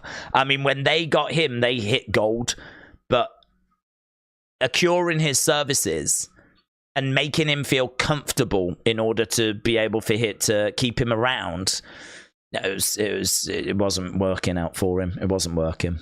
So, yeah, a difficult one. Just a difficult one all round. But no, I certainly don't look at Corey Graves as like a bully or anything like that. But, you know, I'd like to see exactly what Mauro has said on that subject. So maybe something to do a bit more research into. But I know that he is... The reasons I heard was to do with the schedule being so grueling and really not working with his mental health, like being on the road all the time, going like from hotel to hotel, being on flights and everything. Like, if you suffer with bipolar and mental health and all that kind of stuff, this is not an easy life for you. And that's why he ended up going to NXT, so he didn't have to do that level of traveling. So that was always my impression. But even NXT didn't work out for him. Even that we couldn't get that to work, so just wasn't a fit. Mitchell said Lexus looks like Paul Burchill now. Let's go. Tribute. It's about time someone paid respect. It's about time. This is great because now there won't be any more talk about ratings. People can just watch and be fans, hopefully. Well, you say that, but we can still talk about the ratings for NXT and for SmackDown, can't we? So, and we can guess. So it is true. I mean, the Raw ratings won't get published because Netflix don't issue that data. I'd imagine there'll be enough fans demanding it, though. I wonder if they'll start putting them out. How many people is JBL bullied? I'm waiting for the day someone decks him in the face, said J-Love. Oh, yeah, that's a different situation. That's a different one. Does anyone know if we get premium live event shows in the UK with Netflix? It will move over there, yes, apparently. What you want to read is if you go to the WWE Network, right? So here's the WWE Network. If you go to the very top, the bit where it says breaking news, then click on that. And what you'll get is you'll get the full statement from WWE. This is definitely the best place to start. Definitely the best place to start to get the information. There is more than this, which I've tried to put into the video, but I think most people had already read this by the time we put the video out. But yeah, it says here that Netflix, I don't know why it highlights it in red, but Netflix will also become the home of all WWE shows and specials outside of the US, including Raw, SmackDown, NXT, as well as the company's premium live events. So if you really want to dig into a bit of detail, this is a good place to start. WWE Network, right at the very top. Breaking news. Click on that. And you are away. Right now we got Von Wagner. He's training with a couple of kids. I don't know what's happening. What is this? Is this an advert for something? Am I being advertised to right now? What's this? Von running up some steps. I got a feeling this is probably something to do an advert. Oh, well, there is a picture of... Is that Noam Dar on a tackling dummy? Do you want to take his Heritage Cup? I thought this was going to be an advert for... Is it the Big 12? WWE announced that they were partnering with the Big 12. I don't even know what that means. Something to do with football. So I thought this was just going to be a NXT advert for that. What are the kids? Oh, those Robert Stone's kids.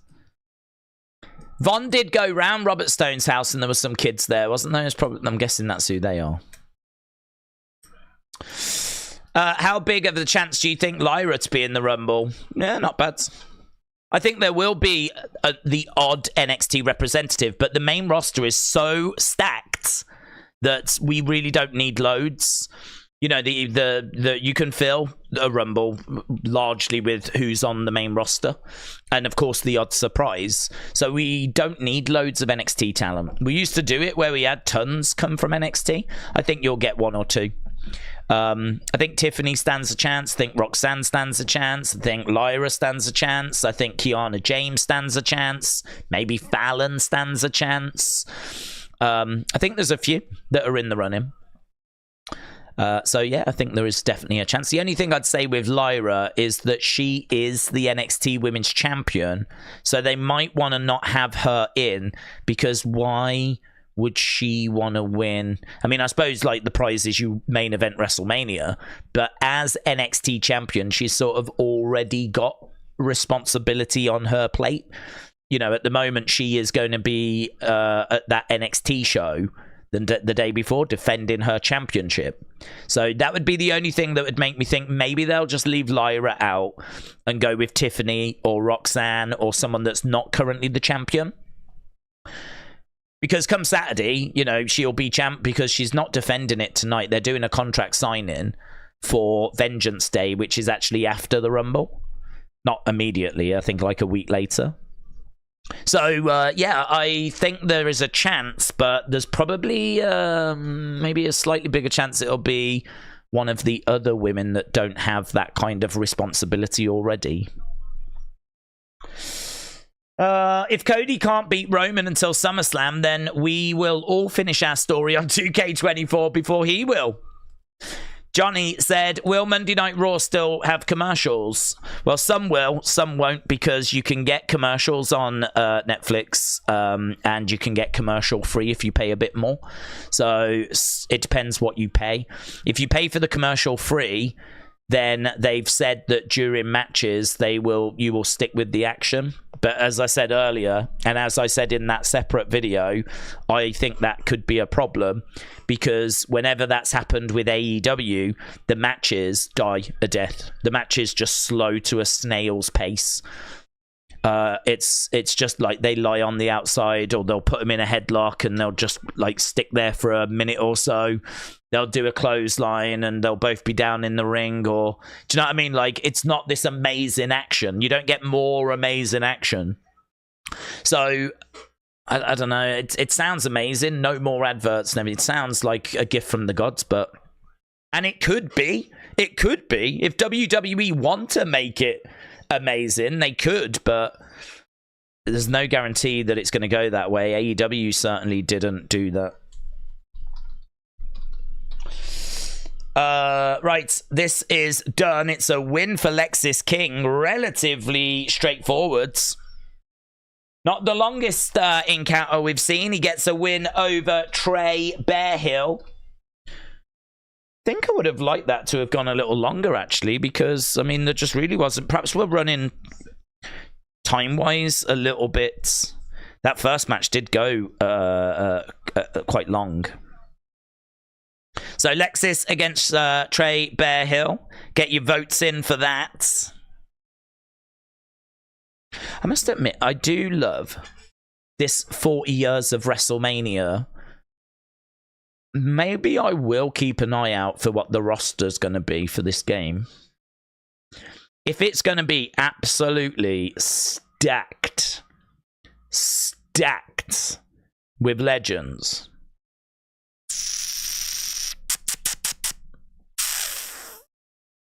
maybe they can get me. Maybe they can get me. 40 years of WrestleMania and digging into nostalgia. I mean, that is how you get me. 2K23 roster. We had a look at this. This is the 2K23 roster. How many 250 overall, but how many legends was there?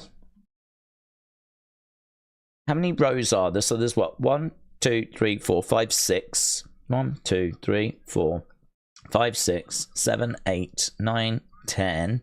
So there's 60. 1, 2, 3, 4, 5, 6, 7.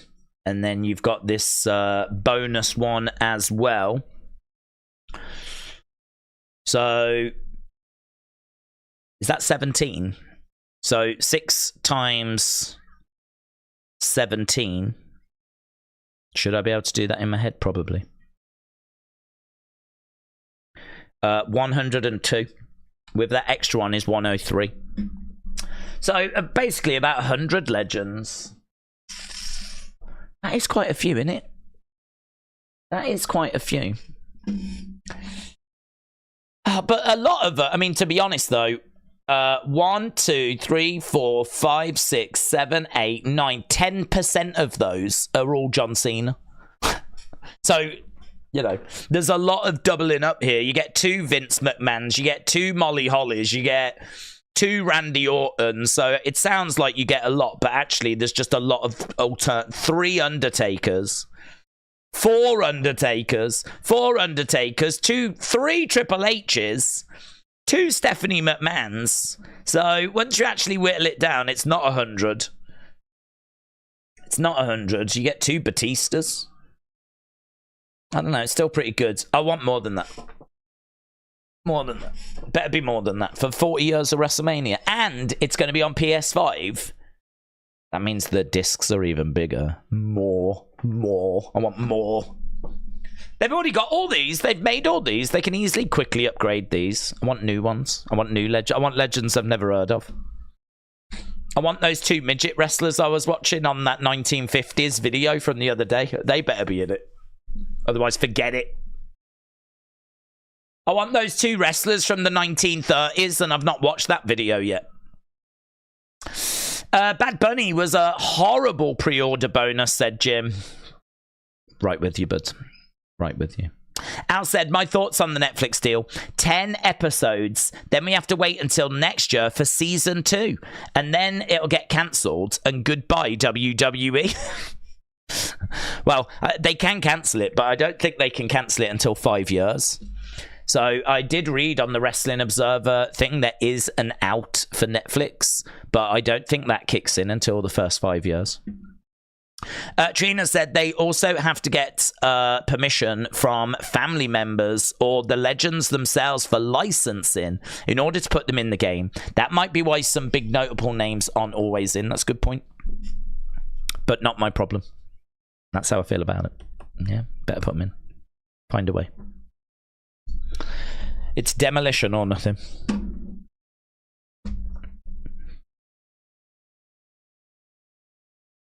We got Carmelo and we got Trick.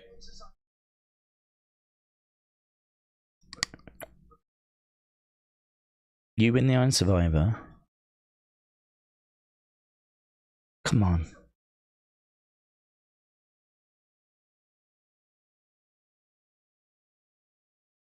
So Carmelo's just making... He says, look what Elia's doing. He's making you wrestle twice on the same night. Elia sees you as a threat. He's doing everything to make sure we don't win the Dusty Cup.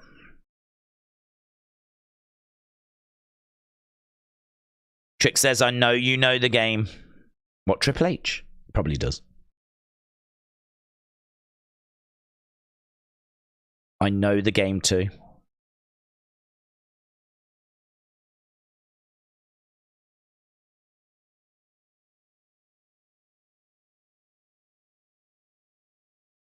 So Trick's got a deal with Briggs tonight, and Carmelo's got Theory on Friday. He said, we'll worry about the LWO next week.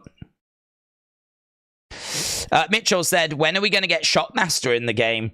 Mitchell, you're asking the wrong person. Send that message to the cowards at WWE 2K. That's what they are. Cowards.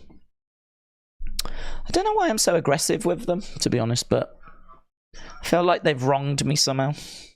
I think it's because they're not giving me the game I want. I want a game based on the late 80s, early 90s, and I don't want any of this Attitude Era or modern stuff. Right? I don't want any of that. Rubbish. Just give me flipping adorable Adrian Adonis. That's what I want. Let me literally play WrestleMania 3 and nothing else. And these cowards just won't give me that game. Right, Supernova Sessions. Lola Vice is making her way down. Lola Vice, Lola Vice, Lola Vice. She is basically Shakira. Let's tonight, the hips don't lie. Amateur. I'm in protection. The hips don't lie. Okay, so she's on Supernova Sessions. She's having a little cuddle, little hug with Noam and Oro. Lola. It is a pleasure. I love how the Heritage Cup is wrapped up in chains. It's got a box around it that ain't going anywhere.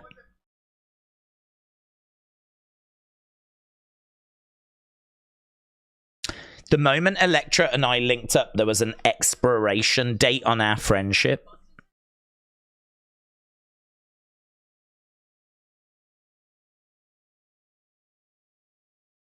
She's a leech.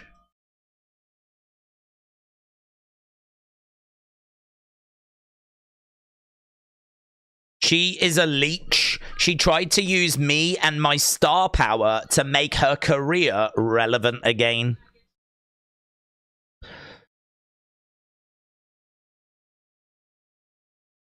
Do you have any regrets, Lola?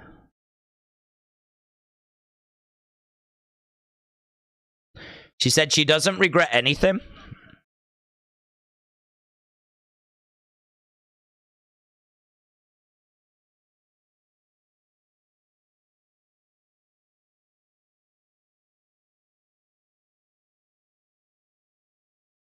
Okay.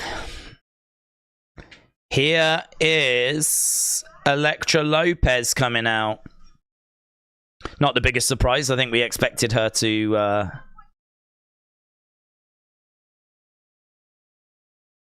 I'm not questioning why you did it. I'm questioning who the hell you really are.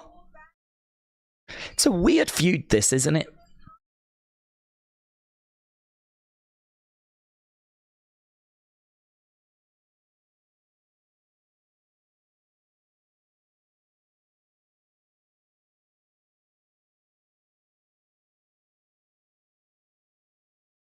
Oh, B words. Elektra said, I've sacrificed 10 times more than you.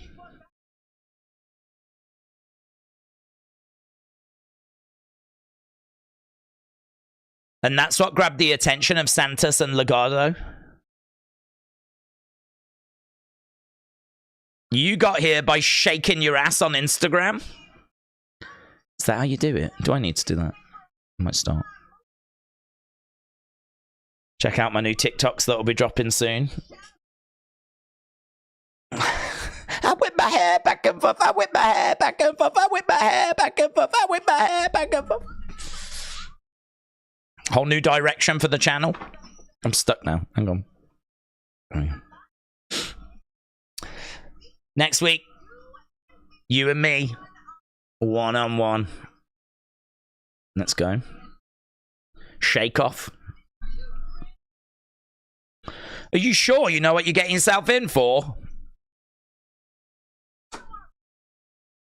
I don't want to wait till next. I don't want to wait. I want to burn your city down to the ground right now. Whoa! Wow, what a spear! She speared and she went right over the sofa. We're brawling by the plants. The cushions are going everywhere. The referees are in there trying to pull the ladies apart. Oh my God, it's all kicking off. It's all kicking off. Let them fight. Let them fight.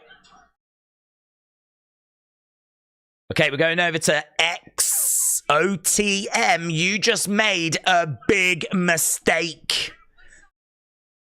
Oh, God. I hope the Riz is all right. I hope the Riz is all right.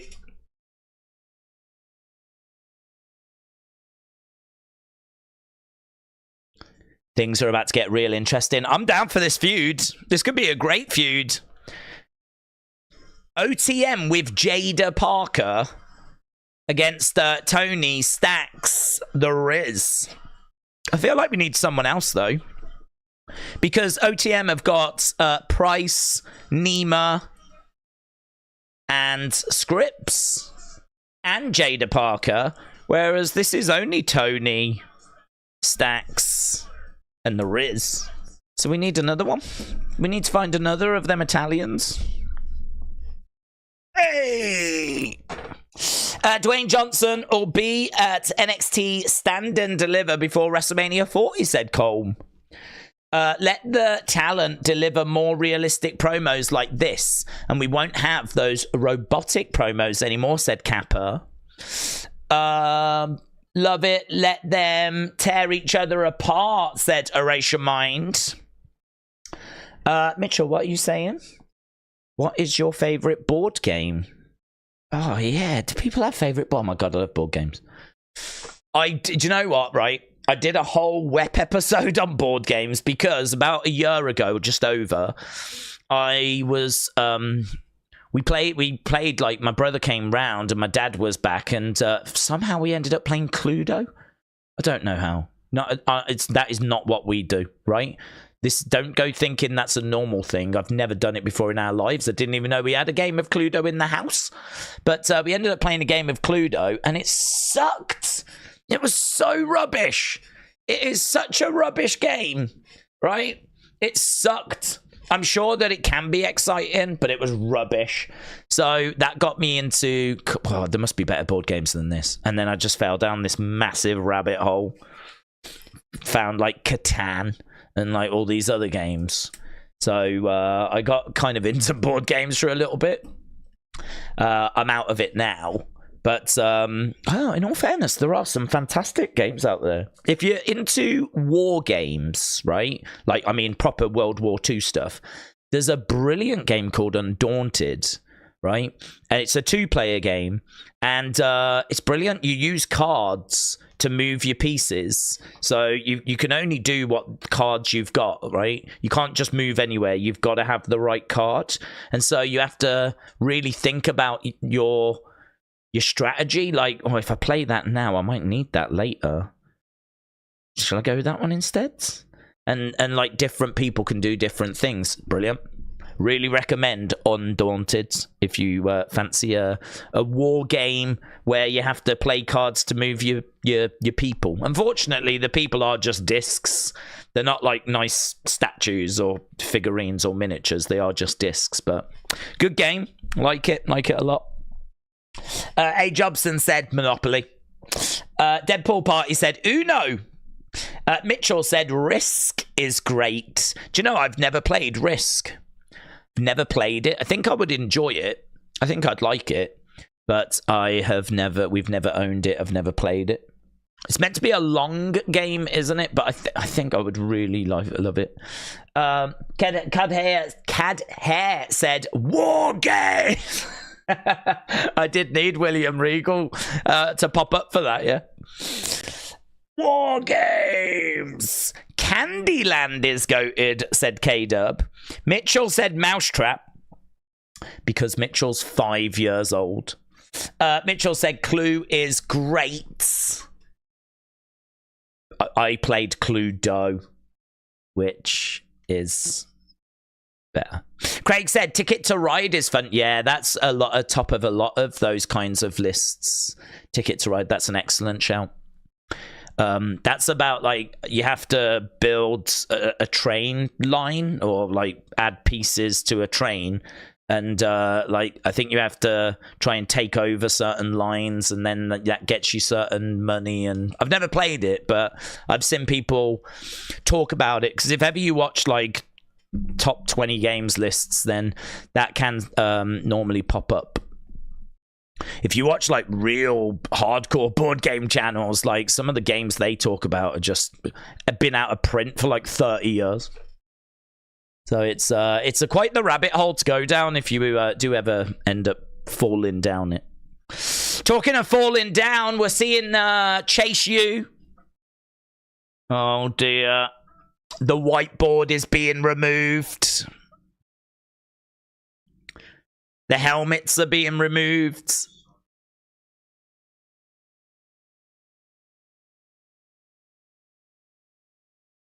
It's coming to an end.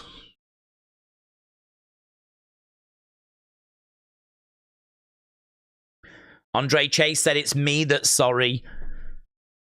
I failed us. Chase U has been around for so long.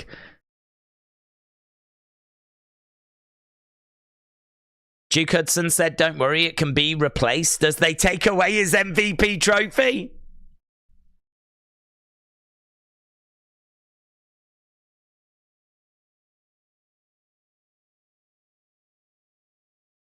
They took his MVP trophy. Even the desk is being removed now.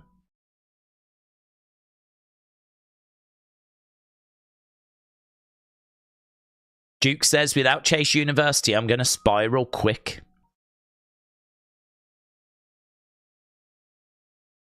The podium's going.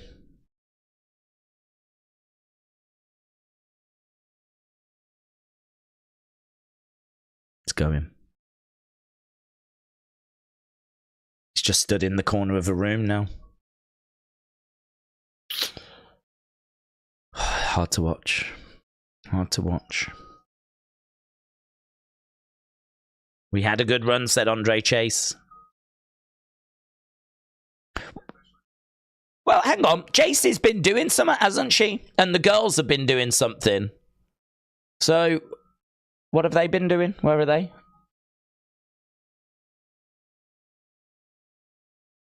Class dismissed. The lights get turned off. Duke walks away. Where's JC? Where's Thea? Where's the girls to save the day? Oh my God. Well, I don't think we're quite done yet. But for all you Chase U stands out there, it's a dark day. It's a dark day. Here's Scripps. Jada Parker with them. She fits with that group really well. Scripps making his way down.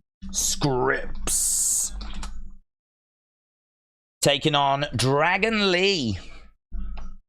Right, let's end this poll because this is the Lexis King one and it's going to get a bit confusing. 11% of people thought that Lexis King match was all time one of the greatest matches we have ever seen. Up there with Ric Flair and Ricky Steamboat.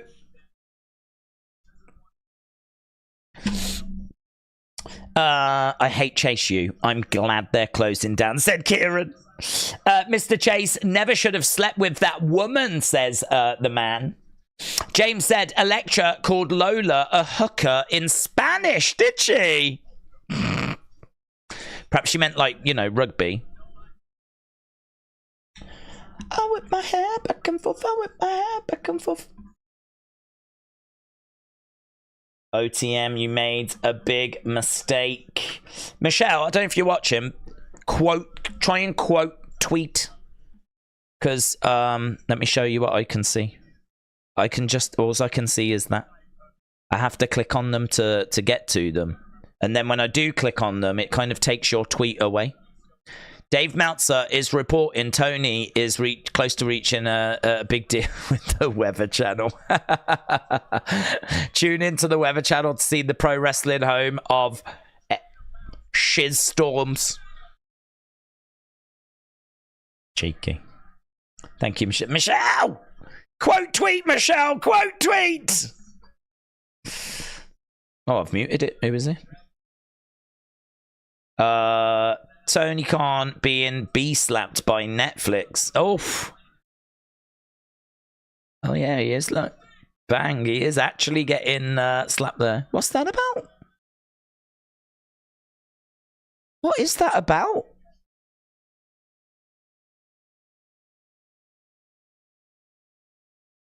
Why is he doing that?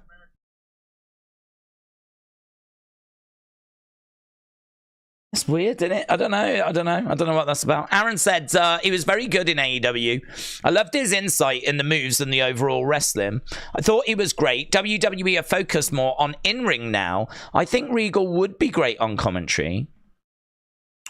I think you could put him on commentary. I just don't think he could be a lead commentator. He could provide some color, definitely. But who are you going to put him with? Who are you going to put him in there with? I whip my hair back and forth. I whip my hair back and Scripps going against the ropes. Goes over the top. Comes down on Dragon Lee. Rock on the board of directors. He is now the true head of the table, said Michelle.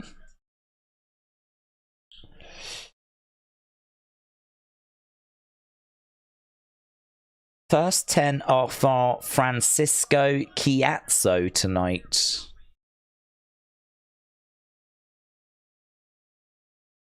Who's that?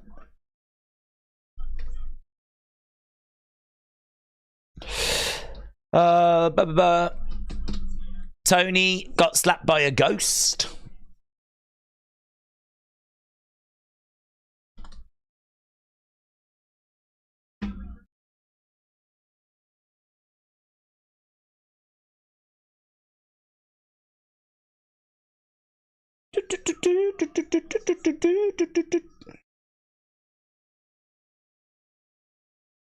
A feature, I've not seen this. So, a wrestler passed away who was featured in the 2019 documentary Journeyman, which won Best Documentary at the LA Film Awards. Oh, I've not even heard of that. Journeyman. Plenty of outside interference here. Dragon Lee firing back against Scripps. Scripps is down. Enziguri kick there by Dragon Lee.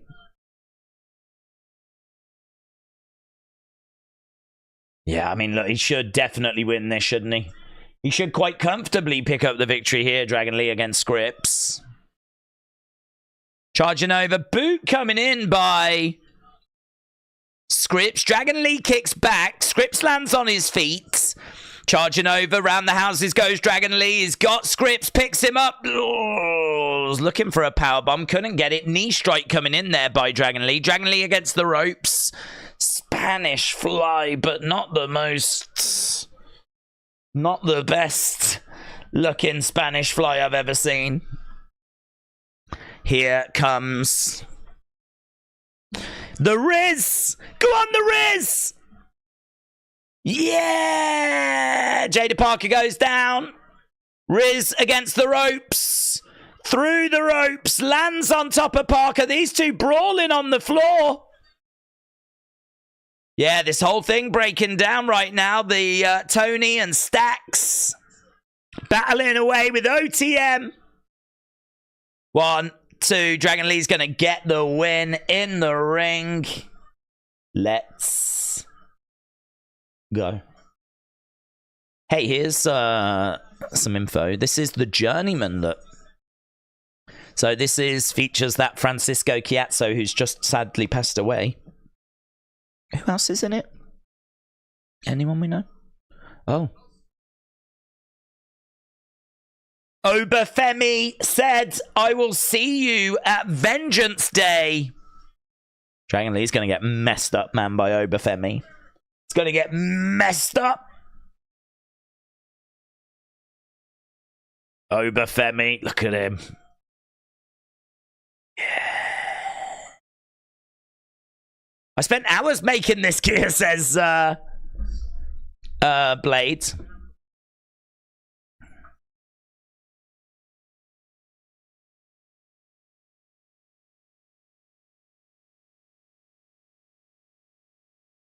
Check inside, how are we feeling?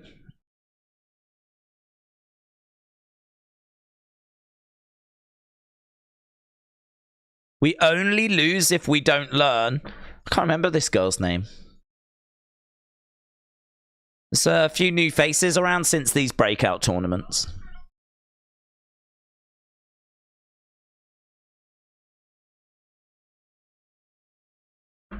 She says, now I'm excited for the next opportunity that comes my way.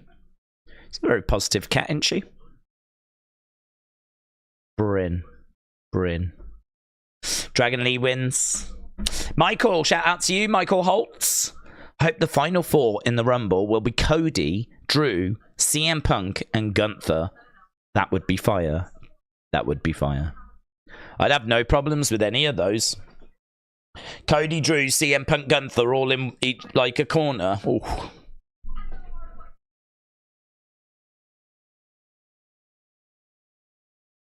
She cartwheels away out of shot.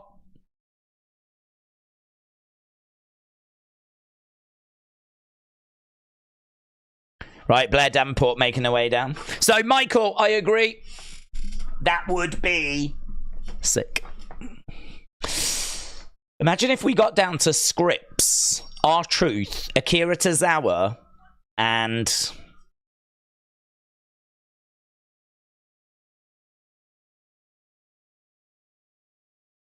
Hornswoggle. Who headlines WrestleMania? Truth. Come on, Truth. That would be sick. Love and WWE Bianca and Montez. All episodes will be available on Hulu. February 2nd. Matt Cardona has tweeted a blackboard with Broski one-on-one on it. Heading coming soon. Huh? What does that mean? Matt Cardona. Coming soon, Broski 101. What's that mean? I don't have any desire to see him back in WWE. I hated Zack Ryder. I mean, it was cringe. It was cheesy. I enjoyed the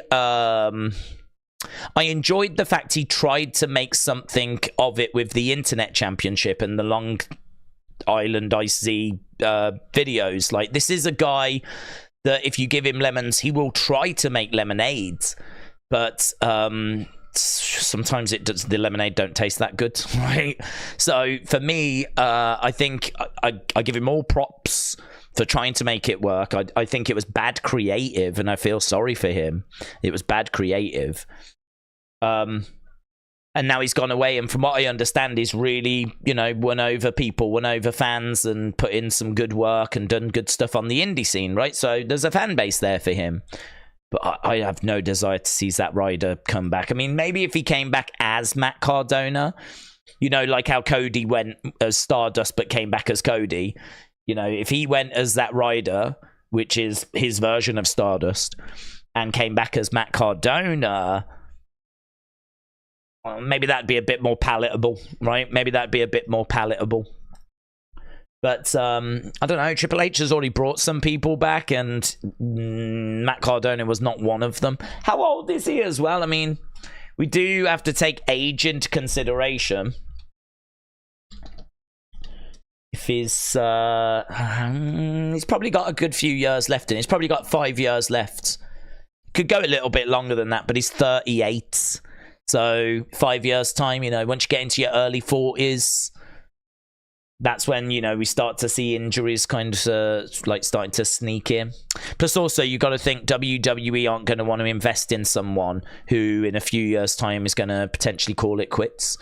They are obviously going to want to invest in 20-year-olds that are going to give them 20 years of, payback, like your Rhea Ripley's, like your Bianca Belairs, like your Oba Femis.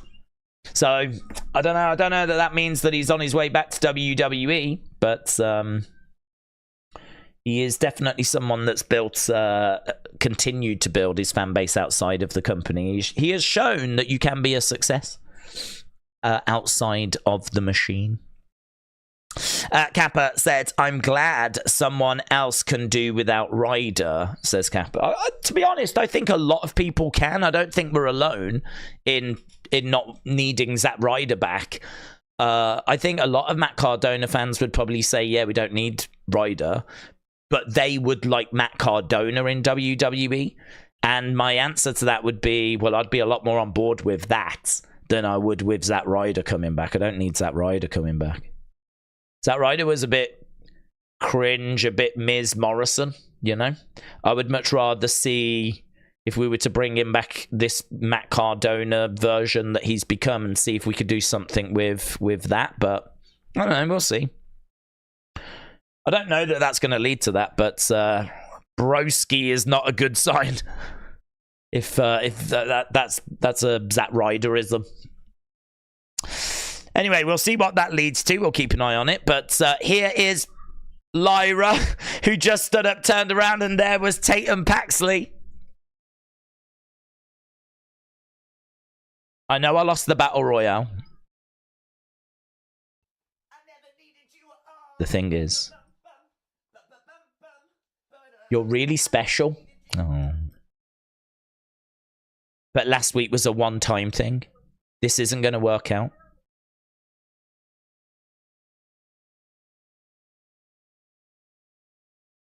I don't have time to respond to the hundreds of emails.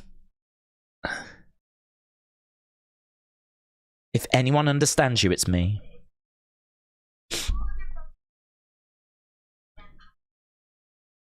Yeah. Tatum says I get it. Thank you. Yeah. Yeah. Yes. We're absolutely on the same page. Feels like my relationship with Austin 316. I've got to focus on streaming. Please stop sending me pictures of your dong. We are on the same page.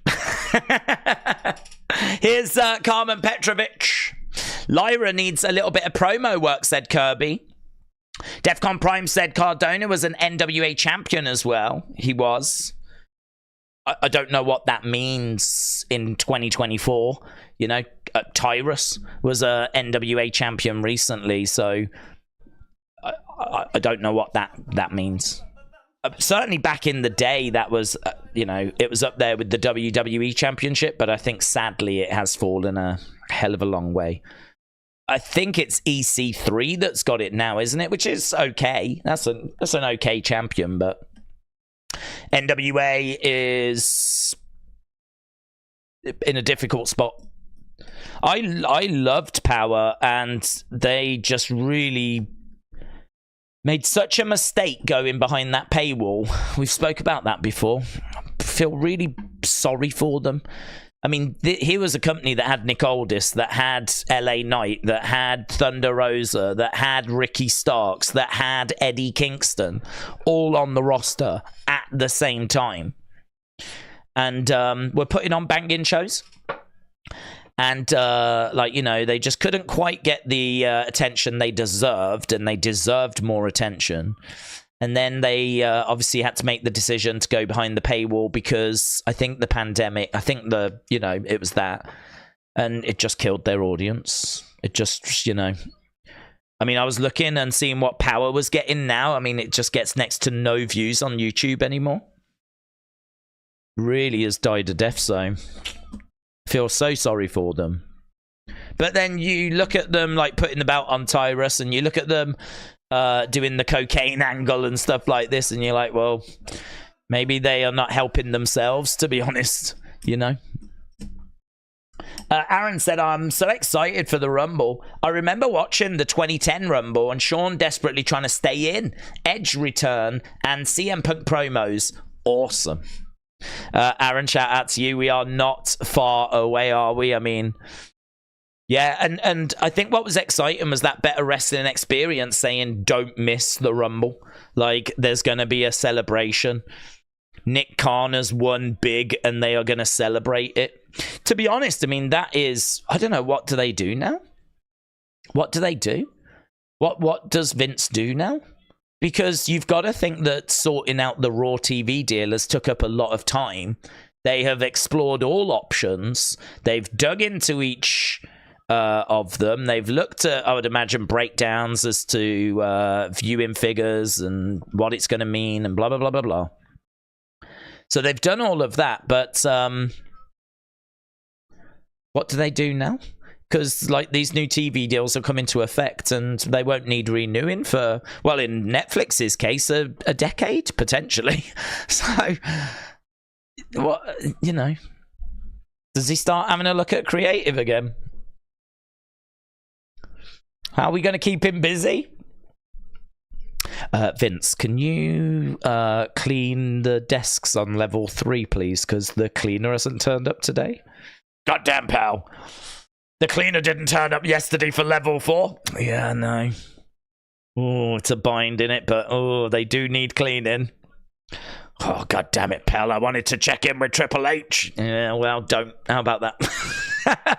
How about you don't do that? How about you do the desks on level 3 instead, yeah? Right, Blair against Carmen Petrovich has concluded. So I probably didn't even need to write it on screen. Not really much of a match. It was a win for Blair Davenport. We're backstage with Ridge Holland. Get people's scores on this. Kappa said, Daze, top 4 current NXT female talents.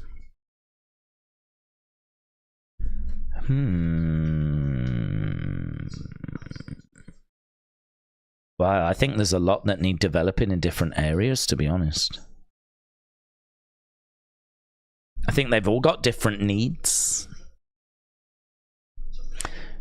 I'll have a think about it, and we'll see what Ridge is saying.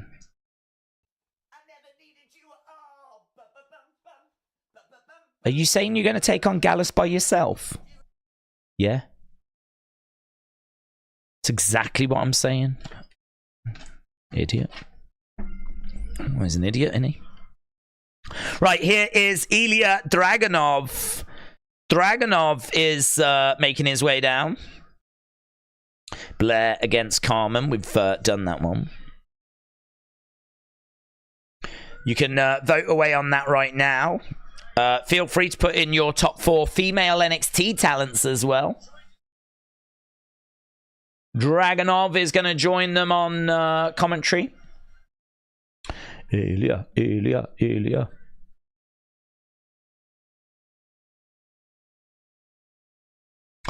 Right, well, we can, whilst we're just at commercial break, we can have a look at the NXT roster.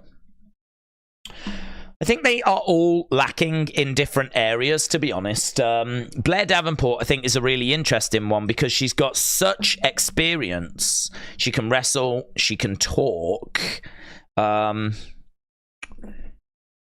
She's got a lot of experience on the indie scene. Ariana Grace does not. Clearly, Ava does not as well. Blair Davenport's interesting. Amari Miller's been injured a lot, so has never really got going. Blair Davenport, I still love the fact they've messed up Stax's picture. That's not me, that's them. They've doubled up the PNG twice and no one has fixed it. Danny Palmer, clearly no. Cora Jade... Cora Jade is interesting. She would be in the conversation. I don't think her promos are very good. I think that when she goes out to the ring, her promos, her live promos are severely lacking. Her wrestling is improving. I think her being a heel has definitely helped, but it's her live promos that would make me think not Cora Jade being in the top 4. Elektra Lopez, clearly no. Fallon is coming through. She can talk. I think if she could start to put on some banging matches, if she could start to get some matches that really grabbed attention, I think she would very, very quickly climb through the ranks. So I think Fallon is definitely someone to keep an eye on. I still think Blair might be the best that we've seen so far out of all these options. Gigi is very similar to Blair in the sense of she can wrestle. She's got a strong character. She's got a lot of indie experience. She can talk, but again, her promos are probably what let her down. But I don't know. There's a strong... If she was to get moved up to Raw, I don't think she would look out of place. I don't think she's any worse than a Shotzi. Like, you know, she is someone that I think Toxic Attraction was pretty well established. They had a decent run. I think that she is in the conversation, definitely. Same with JC. I mean, JC was in that same group. Her matches are pretty good. Her promos are okay. We don't really hear her cut in live promos too much. It's a lot of backstage stuff, so there could still be some gaps there. I think she's struggling with her presentation because she's a heel, but she's in Chase U. And I know that's more creative than anything else, but I don't know. It makes it very difficult to know where she is at the moment. Jakara's obviously just starting out. Carmen's starting out. Kalani, I think, could be the best of all of them. I'm so high on Kalani, Jordan. I couldn't be higher on her. I think she's a massive future star. She's the next Bianca Belair. She is athletic. She is likable. She's got a connection with the fans. I think she is the real deal. I'm really high on Kalani Jordan. Kiana James in the mix as well. I think that she's got a pretty strong character. Her matches are okay. At the moment, I would say Blair, Gigi, JC, and Kiana at the moment of the ones that we've seen. Kalani, the next big prospect. Lash Legend, clearly no. Lola Vice, no. Lyra, yes, but clearly she's got weakness. Is she ahead of Blair, Gigi, JC, and Kiana? Might just put her ahead of Kiana. You might just put her ahead of Kiana, so I put Lyra in the top 4. Miko doesn't really count, does she? Nikita, definitely no. Roxanne is interesting because I think she is excellent in matches, but I just think she struggles with her character. I've said before, she's a fan, and she still comes across like a fan rather than a superstar. And I think that if we are in the process of turning her heel, then I think that's something she's going to have to explore. So for me, she would be outside the top 4. She would be in the top 4 for wrestling, but not in the top 4 for overall. Solruka, big future, but it's still a big future. Stevie Turner, we've not seen much from. Tatum, I like, but we haven't seen much from. Thea, potential. Tiffany struggles with live promos. I don't know that I can put her ahead of Lyra. I don't know that she's ahead of Gigi or JC, and I don't know that she's ahead of Blair. Again, in the conversation. Valentina for us and Wendy Chu. So to be honest, I think my top 4 would be Blair, Gigi, JC, and Lyra. Those would be my top 4, with Tiffany very close and Roxanne very close as well. Cora would also be in the conversation, but I just think that there's a few gaps with all of them, to be honest. I don't know that the gaps are that big, but I think that live promo seems to be a real problem. If you give Tiffany Stratton a live microphone, we've seen her drown. If I saw Cora Jade cut a live promo a few weeks ago, it was awful. It was awful. Roxanne Perez, I would say her promos are maybe a little better live, but her presentation has never been right for me. I struggle with her coming across like a happy fan all the time. There's moments where she comes down smiling where I just don't think she should be smiling, and she should be portraying a much more serious demeanor. And the vibe that she gives me is that she's a fan and she's just so excited to be here, which is, relatable, likable, but I'm ready for her to graduate from that now. I'm ready for her to become a superstar. In her own right. So I think that for me, she is just outside the top 4 overall, but would be in there on wrestling ability. If we were to just judge in ring, she would make the cut. But I'm really high on Kalani Jordan, man. That girl, super excited for her future. So Gigi, JC, I think Toxic Attraction was good for them. Blair, I think, is probably underrated because of her experience, and we just haven't seen loads of her. But whenever she has been given the ball, I thought she's done a decent job. And the champ at the moment, I think, is doing a really good job, Lyra. So those are the 4 that I would be looking at to call up if we were to call a load of people up tomorrow. Right, we've got Trick, who's made his way down. What time are we looking? Oh, my God, we've only got 19 minutes. Jeez Louise. 19 minutes. 47, 27, 14, and 11. Okay, we've got the results of that. I'm guessing this is our main event then. Trick Williams taking on Josh Briggs. Bit of a weird main event, this one.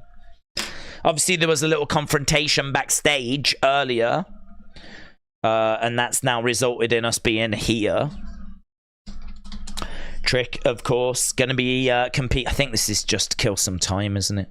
It's just to kill some time. Next week, we've got the Carmelo Trick match against LWO. And then, of course, we're not far away from Ilya and Trick competing for the title. Right, here we go. Carmen Live said, did you know Lexis King wrestled under the name Brian Pillman Jr. when he visited Revolution Championship Wrestling in South Bend, Missouri, and Indiana? I didn't know that, but I know he has competed as Brian Pillman Jr. Mia said, what are you talking about? Roxanne is in my favorite 4, along with Tiffany, Lyra, and JC Jane. Okay. Well, I'm pleased she's in your top 4. She's not in mine. She is someone that I think needs work with her presentation. I think WWE agree with that, which is why she's in the process of turning heel. We're trying to dig into her darker side, and I think it's funny, this is something I've been talking about for a while, that she's been quite happy, quite smiley, really pleased to be here. And I think we do need to dig into that darker side. We do need to change that presentation. And we need to have a look at a different side of Roxanne. And we need to get her to develop that other side. So I think this is a great move by WWE to get her more darker, serious, focused, and kind of bring that side out in her. But she needs to work on that and develop that, which is why, for me, she is not ready and well-rounded yet to go up, because it's a bit similar to Braun. Braun was a face and had a run with the championship, but it wasn't quite clicking. And do you remember, he was getting boos, and there was people that were not quite on board with Braun. A lot of people were, but as time went by, he just started to get a bit stale. And then they decided to turn him heel and try and develop the heel side of him. And so that's what we've been doing. He's been digging into that heel side. And I think this has really fleshed him out and rounded him out a little bit more. And I think that that's been a real positive for him. So now when he goes up to the main roster, he's got experience of being a face and knowing how to interact with a crowd as a face. And he's got experience of being a heel and knowing how to interact with the crowd as a heel. So I think it's good to get them to kind of flesh out both sides whilst they're in developmental. Unless you've got unless your character is set, it works, it's perfect, and you're happy with it. You know, like Bayley was like the huggable one, and it worked, and she was top of the tree, and we didn't need to explore a heel side for her. Ironically, we did when she went to the main roster, but down in NXT we didn't, because we cracked it. But I don't think we cracked it with Braun. There was still some reluctance there, and I don't think we cracked it with Roxanne. If Roxanne works for some people, then great. She doesn't work for me. There's a barrier there with Roxanne. What I see with her is potential. I see unrealized potential. I see someone that's going to be a big star. I see someone that is great in ring, but someone that's still got limitations on a microphone, and someone whose presentation I think still needs to be rounded out. So for those reasons, I don't think that she is fully formed yet, which is why she still sits outside my top 4. Flint the Squishy Fish said Omos will return to NXT after WrestleMania and will challenge Dragon Lee. I feel like you might say no, said Macca. Here we go. You might say no, but do you think they put the NXT Championship on Kalani this year or next year? I don't think they'll put it on her this year. I love what I see from her in the ring. I love her energy. I think that she is someone that's really trying to push herself. Every time I see her, she seems to have some different moves, some different approach. She reminds me a lot of Sol Ruka in that regard. Sol Ruka seems to try to be adding things to her arsenal as well. You know, she's not someone that's just trying to learn the basics and get by with that. She's someone that's trying to be innovative, and I get that same vibe from Kalani Jordan as well. So I think that they are very focused on development rather than trying to put championships on her. I feel like, you know, you get the title when you are,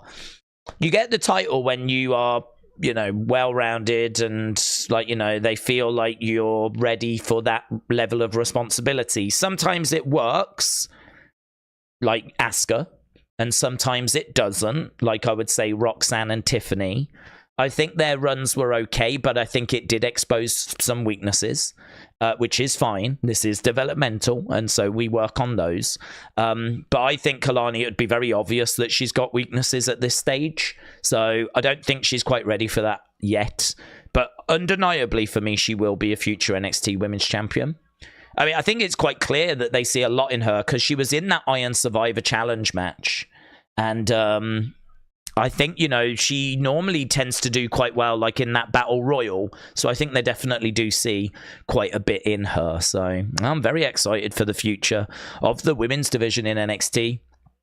There's a lot of good talent that's bubbling around. It's probably why we've all got slightly different top 4s, because there is so many names that can be in that top 4. Kick out by Trick. We got 13 minutes. WrestleLandy said the first Raw on Netflix, a crossover special. Walter White versus Roman Reigns. Ross Geller against Brock Lesnar. Sandwich on a pole match. Do you know, I wonder if, it's funny you should say that. I did wonder if there would be some, big boot there by Josh Briggs. Kick coming in by Trick. I did wonder if there would be some opportunity to do some projects with Netflix. They are now in bed with Netflix, right? They have got access to Netflix. Netflix executives, they've spent a considerable amount of money. So could we see WWE stars getting into different projects? I don't know. I did wonder if we might see a bit more stuff. It's a pin and a win for Trick, but a clothesline there by Josh Briggs. Carmelo came out. He smashed Elia. There's a few boos here for Briggs. People aren't happy with him laying out Trick afterwards. Briggs maybe showing a little bit of frustration. Ilya Dragunov is down. I think, does he want Carmelo? Is he trying to get at Carmelo? He races over. Carmelo is in the ring. Push from Trick there. Trick pushes Carmelo. Why is he upset? He's upset because he took out Ilya. Carmelo's looking at Trick, shaking his head.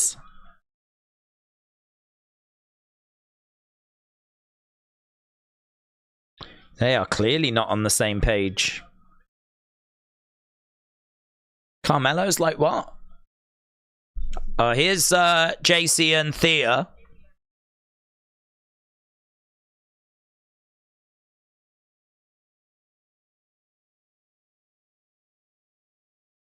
JC said, relax, it's not over yet. I'm still workshopping. Here is Lexis King.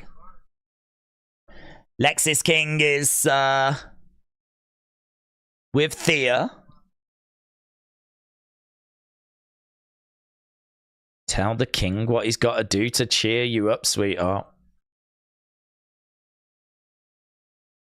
Here's Riley Osborne to save the day. Lexis walks away.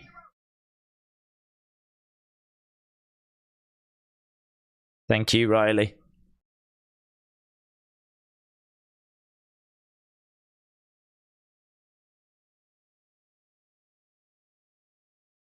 Can we get a second alone later, says Riley.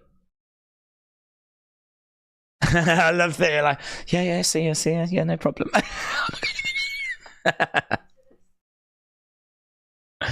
You gotta keep your cool.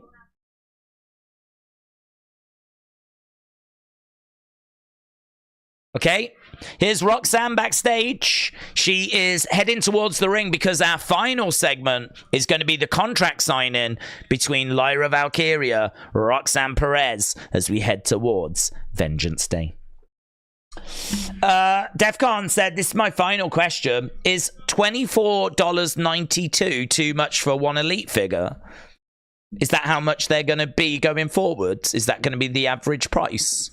I mean, that doesn't strike me as too much. I think that's probably about £20, is it? £20, £21? I mean, I feel like that's about the price of them here in the UK now.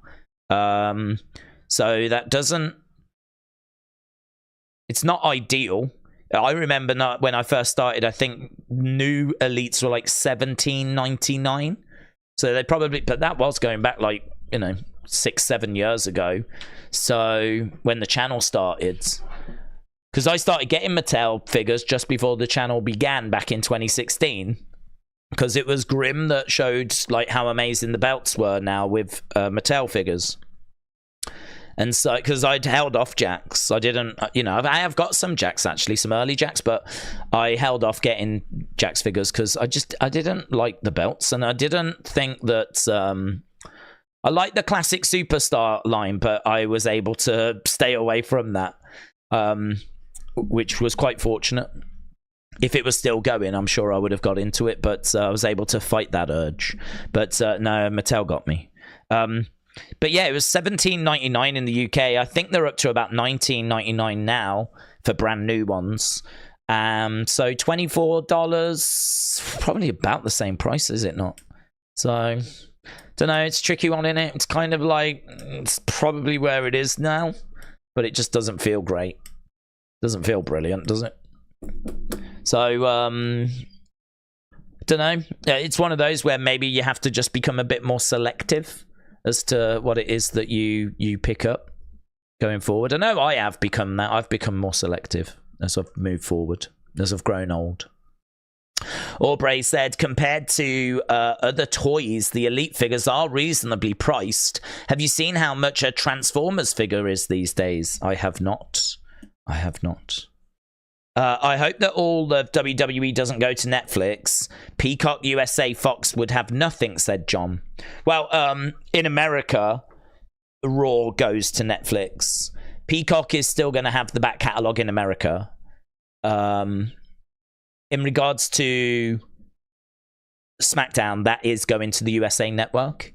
And NXT is going to the CW Network. So if you're in America, you are going to have to go to like 4 different places for the premium live events, for Raw, for NXT, and for SmackDown. Here in the UK, it should all be in one place. The only thing I don't know is the old stuff. You know, the stuff like the old wrestling challenges, the old superstars, the old Coliseum home videos, like all that stuff. That's the only stuff I don't know where it's going, because I don't know if everything is going to Netflix, and certainly the write-up suggests it could be, and it could be the end of the WWE Network. Or is it a case that we still keep the network and like the old stuff stays there? Don't know. Did you see my tweet earlier about Woolworths returning, said James? Yes, I did. To be honest, mate, I was drowning in the wrestling news, so I didn't really get a chance to mentally process it. I didn't click on it. What did it have any specific information? Is it like properly returning, or is it one of those where, you know, they're going to open up one in London and that's it? Oh, I got a picture as well of 5 hours ago. You can see there's Cora Jade. Thank you to Shaquem. I don't know, why didn't I retweet that? Yeah. They say the darkest hour comes before your dawn. So there is Cora Jade.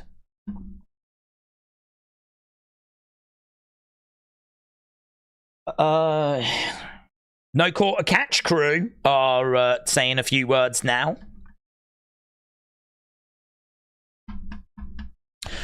Wendy needs some wrestling attire. Peacock will be around. They've got Resident Alien. Oh, look at me. I'm looking mean. Looking mean. Look at this. I paused the stream and I got this great picture. Look at me. That's if we get into a fight, that's what you'll see. That's as scary as I get. That's it. And even that's not that scary. I'm still trying to find this Woolworths news, James.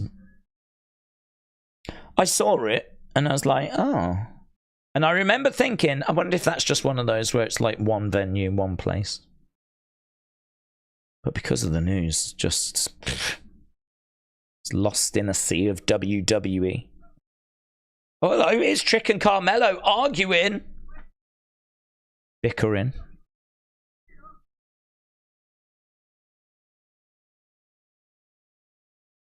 He was messing with Corbin. He's messing with you the same.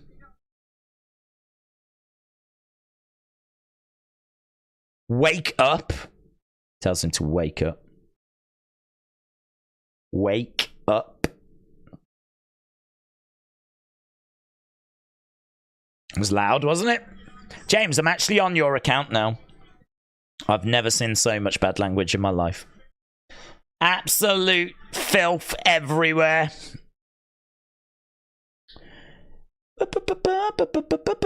Ah, there it is. The much-loved retailer is back 100 years after it was founded.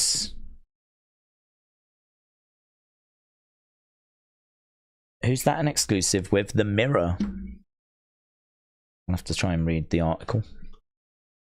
NXT's box office, 1.361 billion, said Cole. Vic Joseph, Michael Cole 2.0 was a shooting voice. Do you think Vic Joseph should get a shot on SmackDown? Yes. Defo. Does that mean I'll have to get Netflix now to watch Raw and pay-per-views? Yes. If you're in the UK. If you're in America, you're going to need Raw and Peacock for both of those. Mr. Quake said Mello versus Undertaker. John said, and we answered it, you are going to need both. If you're in the UK, eventually it'll all be on Netflix. But if you're in America, then you will need Peacock as well. Right, here we go then. Contract signing. Jobson said romance stories. Zion Quinn, Elektra Lopez, Kiana Brooks Jensen, Dexter Loomis, Indy Hartwell, and now Thea and Riley.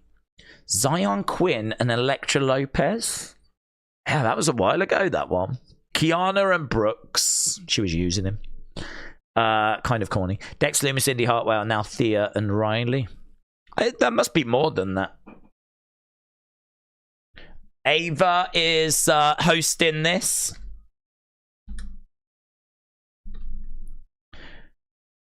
The new GM. With a shooting voice, I mean. With a shooting voice. What do you mean? What's a shooting voice? Is the GM now The Rock's daughter? Yes. Ava, GM, definitely included in The Rock's contract, said Kirby. K-Dub said the NFL was on Peacock on Saturday, and in Canada, I watched it on TSN. Yeah, I don't think there's been any live stuff on Netflix, though, has there? So that is definitely one that is going to be interesting. What does live content on Netflix look like? We're going to find out next year. I've done 2 videos, said Carmen Live. Very good. I hope they're doing well for you, bud. There are some big expectations for this match. Sign the contract. Let's make it official.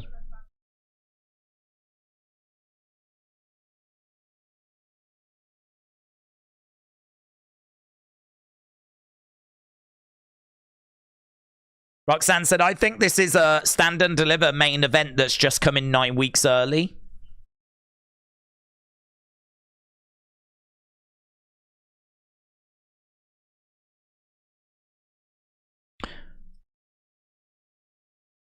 The day you won this championship is the same day I made my debut here, says Lyra.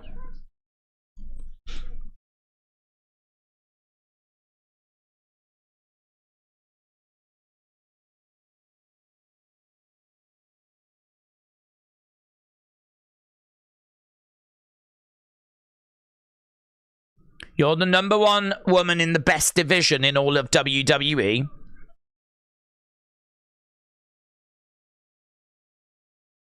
I was exactly where you were 1 year ago.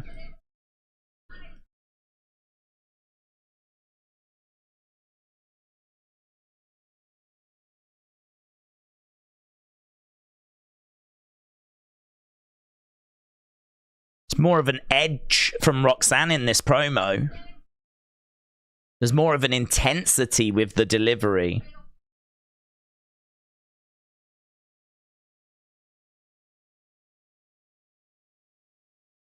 When I win.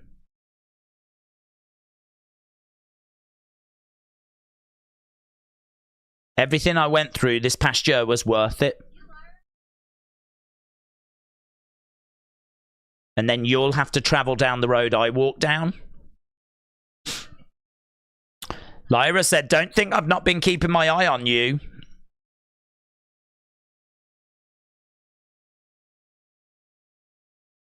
She just said the same thing.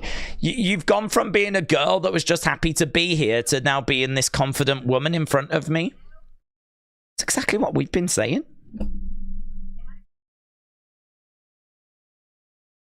You had a great run, but I replaced you. I've replaced you at the top of this division. I know you're thinking of bringing this new edgy Roxanne to Vengeance Day. I need that.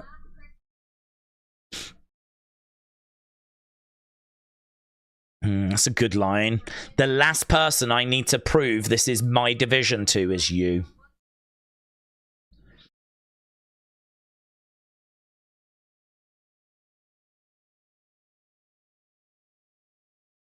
I sounded exactly the same.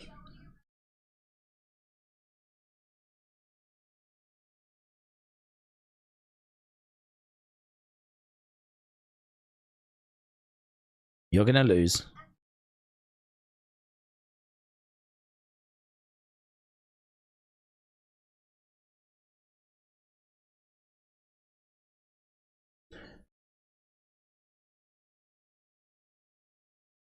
Some days these people will be with you, and some days they're gonna boo you. Could you handle that?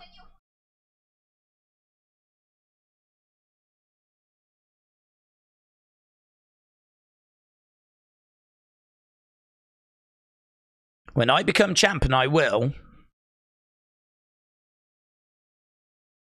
you be able to rebuild yourself?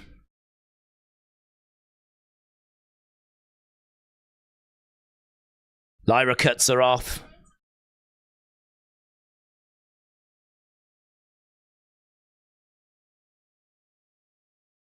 Where you crumble is where I triumph.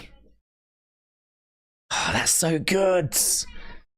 Roxanne's basically saying, like, you know, these people are with you one day, they're not with you another day. Can you overcome that?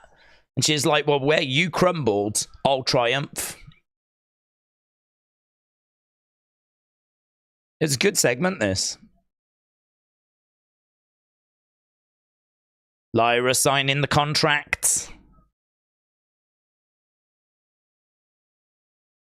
Roxanne giving a bit of bombastic side-eye. Bombastic side-eye. And it's signed. Ava's like, thank you.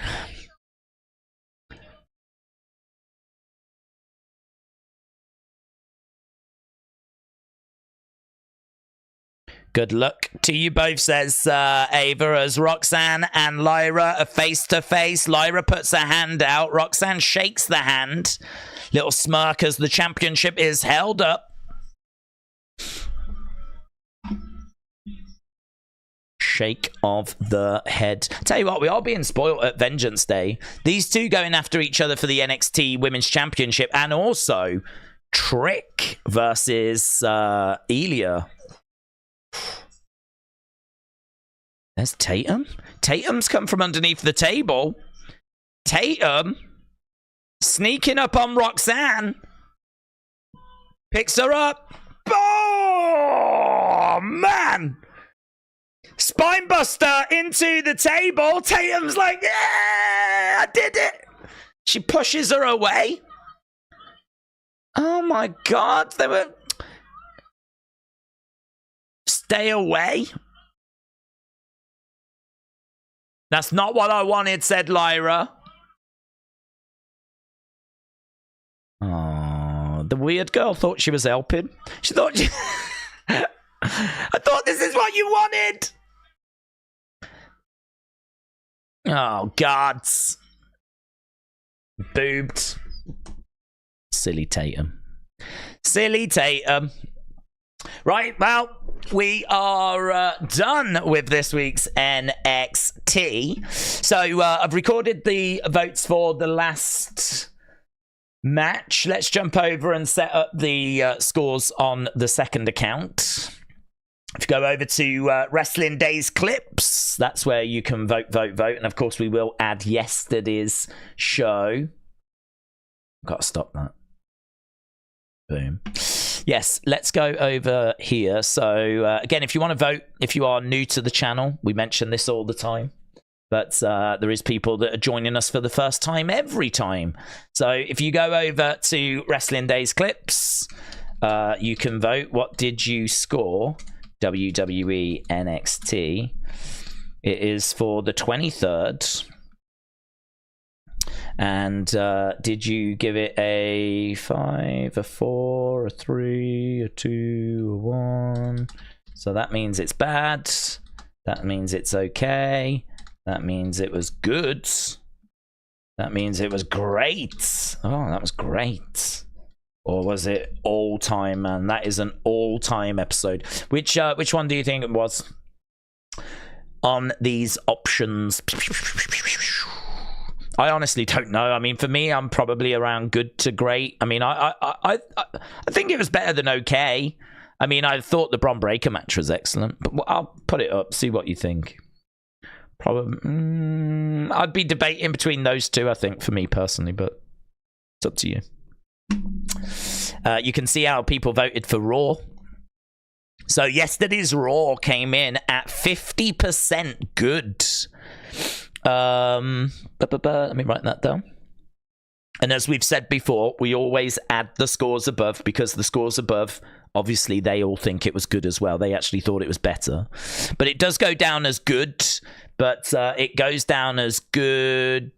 What's this? 84, 92. Goes down as good 92%. Okay, so how does that relate to the other shows? That's the question. How does that relate to the other shows? Good 92%.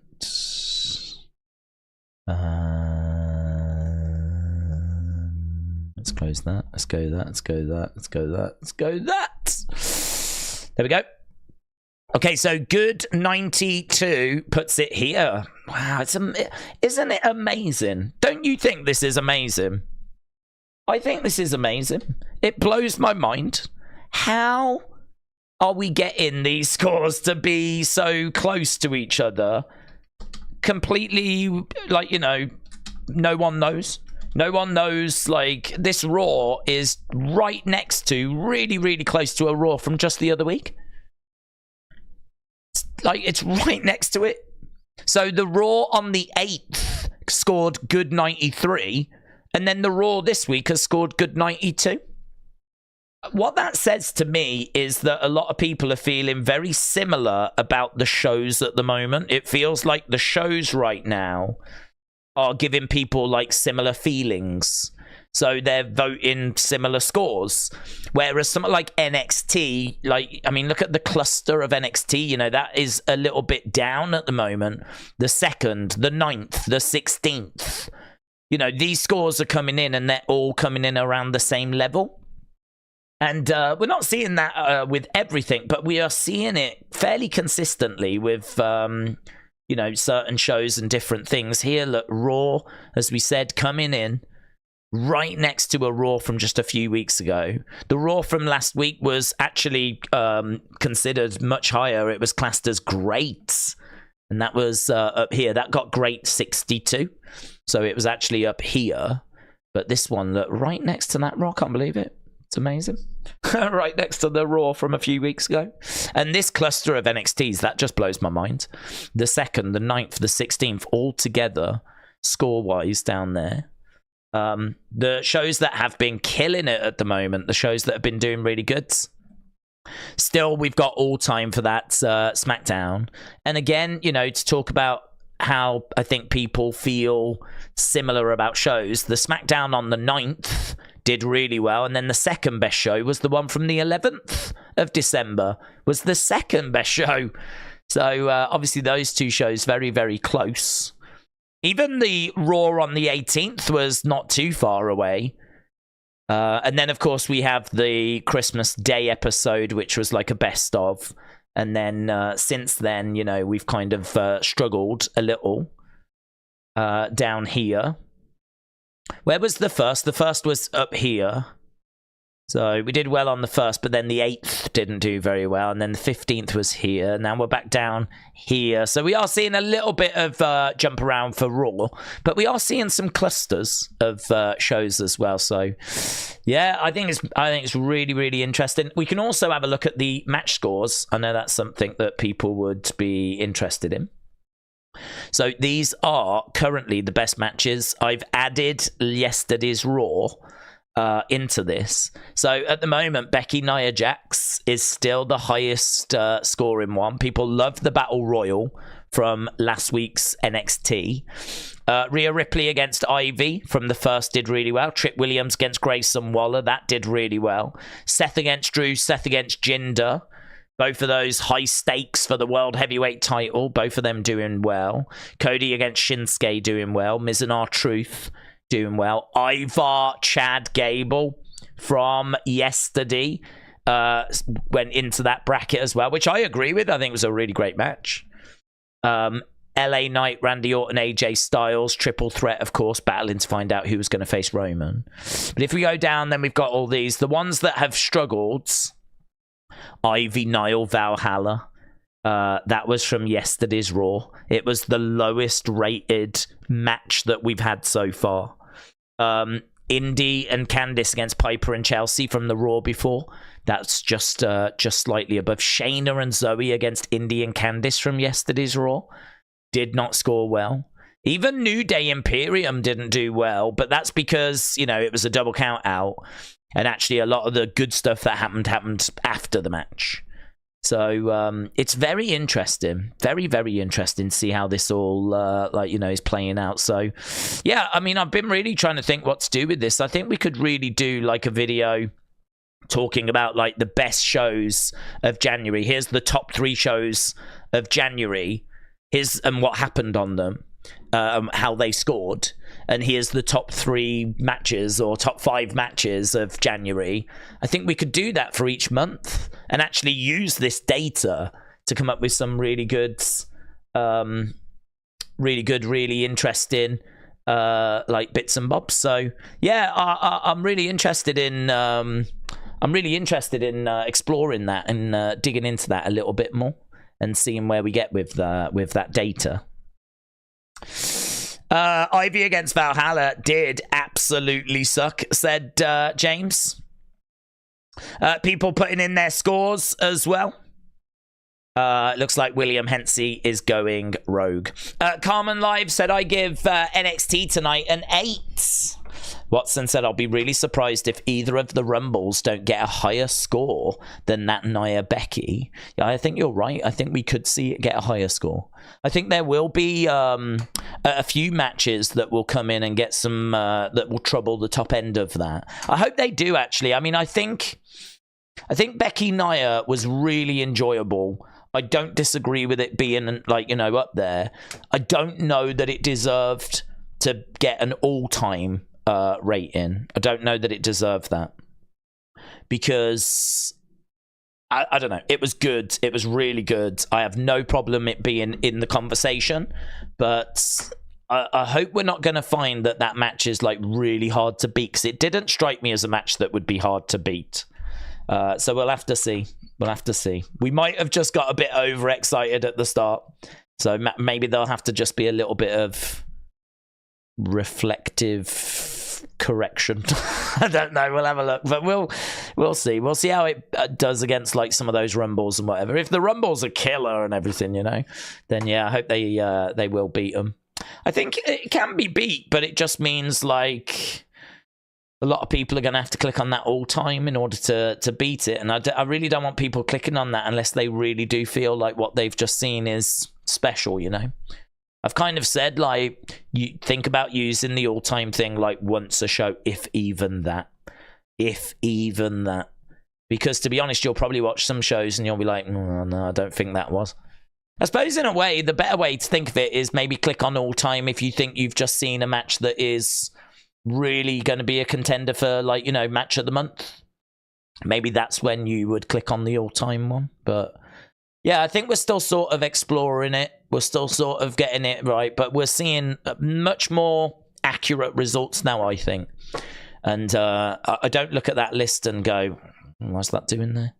You know, the matches that don't do very well don't score very well. The matches that do and have grabbed our attention do score at the higher end. And so we are genuinely building a list. So what to do with that data, though, I'm not sure. It definitely leans towards a video, but we'll have to see. I wonder if we can do a bit more of it than that.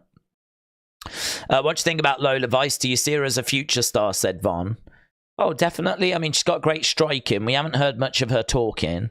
So, I mean, we got to hear what she was like in the ring with a microphone, but obviously it was Supernova Sessions. I think where people have been exposed, and it is one of the hardest things to do, is there's a microphone, there's the ring, go talk for 5 minutes.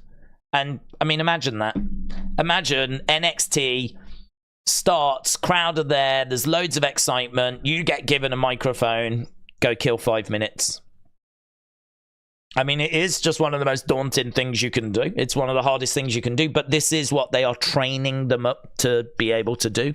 It's what promo class is all about. It's about knowing what message you want to send and knowing how you want to deliver it and where you're trying to get to. You know, are you building to a match? Are you trying to cause some carnage in the division? Are you trying to call someone out in particular? Are they going to confront you? You know, have you got to get some material ready for when they do? Like, you know, a lot of it is going to be in the preparation. But, yeah, I think that has exposed quite a few people. So it was interesting to see Lola come out with a microphone and seem relatively comfortable, but it was a very different setting being on Supernova Sessions than, you know, literally being stood in a ring on your own. Because it is true. I mean, like what Roxanne just said, you know, how are you going to react when the crowd start turning on you? And that's true, because like you can't really factor in how the crowd are going to react. The crowd will react however they react. And so you're sort of in control of that, but also not really in control of that. So you have to react, however. I mean, if someone wants to start a what chant during your promo, you're going to have to deal with it. You're going to have to deal with it. You know, you're out there. It's live. Anything can happen. Whatever's about to happen, you're going to have to deal with it. It is very, very difficult. It is very difficult. So I think her striking is excellent. I think there's lots of improvement needed in regards to her overall wrestling. I think that her command of English seemed okay. I could understand what she was saying. She was quite clear.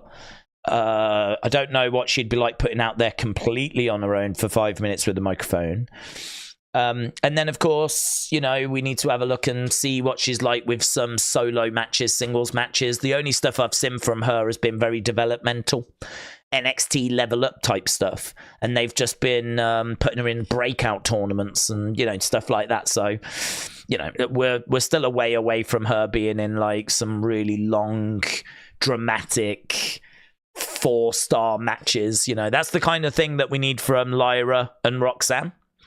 That's where they are, right? That's the kind of thing we need from JC and Gigi and Kiana and Cora and, you know, all those that have got towards the top end of the division. Lola's nowhere near that yet. But WWE see a lot in her. They've made her the breakout tournament winner.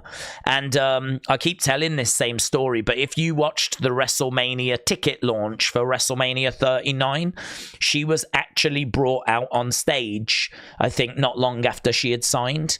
And that is pretty special, isn't it? Like, think about that. She just signed and they decided to take her to the WrestleMania 39 ticket launch to present her in front of the fans. That's the kind of thing you do with Jade Cargill, right? That's the kind of thing you would do for her. And so they, as soon as they signed her, were very excited because she's very credible. I mean, she has fought in MMA. And she is a very credible striker.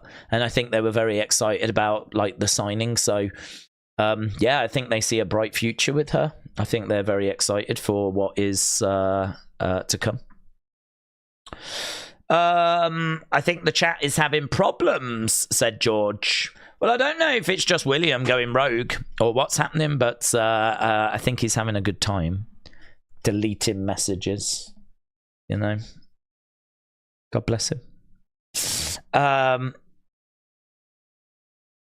I would probably take the all-time choice off, said Aubrey, because I think if it is an all-time match, we'll be saying it in the chat. It'll be obvious. Yeah, I mean, I don't know. Perhaps the wording needs to be changed. The problem is, I don't want to make you go to that second channel to have to vote on every match. But in the YouTube chat, you only get 4 options. Whatever we call them, however we word it, we can change that. So it doesn't have to be all time, but then I don't want people clicking on it on a regular basis. I really feel like we have to find whatever that top option is, it has to be special. Maybe you call it special. I don't know. The wording of it can change. That's not a problem. And it doesn't really affect anything, to be honest, because it's just the wording of it. The bottom line is you've got 4 options to choose from. And however we break that down, you know, be it all-time great, good, nah, be it great, good, okay, bad, I don't know. However we want to word it. But I think there does need to be an option that really people don't click on very much. You know, that is your Shawn Michaels Undertaker option. That is your, I don't know, whatever great matches, Gunther against Sheamus, against Drew. You know, you need an option for those matches to help them stand out. So I'm open to suggestions. Let's put it that way. I'm open to suggestions. Because of the title match, I doubt that Roxanne and Lyra will be in the Rumble, said A. Jobson. Maybe only Tiffany is going to represent for the women. Yeah, to be honest, I think that I think we will see someone from NXT, but you could be right, because those women are going to be in the title match. Perhaps they feel, right, we've done something for them. Let's find something for someone else instead. Let's give someone else something to celebrate, you know. Roxanne and Lyra are already in a big match, so let's give Tiffany that moment. Let's give Kiana that moment, yeah. So, yeah, you could absolutely be right. You could be right. Ismail said, how about Alberto Del Rio comes back in the Rumble? No, he's just signed, I think, with AAA, which I know is not the biggest of deals, but, you know, he's got quite a dodgy background. I mean, I think there's a few arrests in there for different things, and I don't know I think he had a good relationship with Vince, and I think Vince was always would always entertain the idea of using him, but Triple H, I'm not so sure what that relationship looks like, to be honest. So I would be very, very surprised if we were to get Del Rio in the Rumble. Bishop said, how about instead of all time, you go instant classic? Yeah, maybe. Good, great, instant classic. But I don't know if that would change. Maybe it would. Maybe it wouldn't. I don't know if that would change the perception of it, if you know what I mean. I'm open to trying it and putting it down as instant classic instead. But yeah, as I said, I'm open to ideas. Johnny said, before I go, I've tweeted you some. Do you think it means that John Cena's opponent at WrestleMania now? Do you think that means it will be John Cena opponent at WrestleMania? I don't know what you mean. Do you mean in regards to the fact that he's saying that he's not retiring for a few years? I mean, look, I think John Cena, if available, will always be open to... I think he'll always be open to being at WrestleMania if he is available to be at WrestleMania. But again, we don't know what filming projects he's got. Yeah, he was at WrestleMania last year against Austin Theory, and yeah, I think John loves the WWE universe and loves being in this world, but he has filming commitments, so it might be, I would expect John to be at WrestleMania, but it might just be a moment, you know? It might just be he comes out to announce the attendance, more so than he comes out to wrestle a match. But again, we'll have to wait and see. It all comes down to his filming commitments. I'm going to try and blast down some of these as we will go in a few minutes. So Bishop said, instead of all-time, maybe instant classic. Would you like Byron Saxton as a replacement if needed? No. I don't think I've ever heard Byron as lead announcer. So there's a big difference between color commentary and lead commentary. Lead commentary is the person that when you come back from the commercial break, they are the ones that are telling you information. They are the ones that are previewing different bits and bobs. They are reading script and advertising sponsors and talking about different shows, and you've got to be really quite quick and switched on, and it's a real intense position. Lead commentator, you know, think Excalibur in AEW, think Michael Cole on Raw, SmackDown, wherever he is, and you know, it's a very intensive job. So someone like Byron, I don't think I've ever heard in that position, so I wouldn't be looking to use him in that role. If he was to go in that role, he would have to be very different to the Byron we've seen. You know, the Byron we've seen that's a bit cringe, he couldn't do that as a lead commentator. It'd have to be a lot more professional, down the middle, not be like the cringe kind of babyface commentator. He was the babyface cringy commentator, as Corey Graves was the heel kind of commentator, and them two bounced off each other. I thought well, but maybe at times got a bit too much. And then Michael Cole was in the middle. Well, he would have to completely change if he was to be lead commentator. I've said before, commentary is very difficult. It's very difficult. I think it's easy to be a color commentator because you just come in and you just talk. You just add a bit of color. You add a bit of context. You add a little bit of whatever, right? I mean, like, it's pretty easy, color commentary.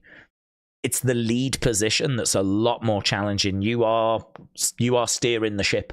I don't know if Byron can do that. Maybe he could. Maybe he could. Maybe they'll have a little look behind the scenes to see if he's any good at doing it, because they can obviously just run old Raw footage and have him read script and see what he sounds like. But I don't know. It'll be very interesting to see who the replacement is. I personally would go Vic Joseph. I think you've got a guy right there that can do it, can show that he can do it. I never hear anyone complain about Vic Joseph. Never heard anyone say, oh, I hate this guy. I wish he wasn't on commentary.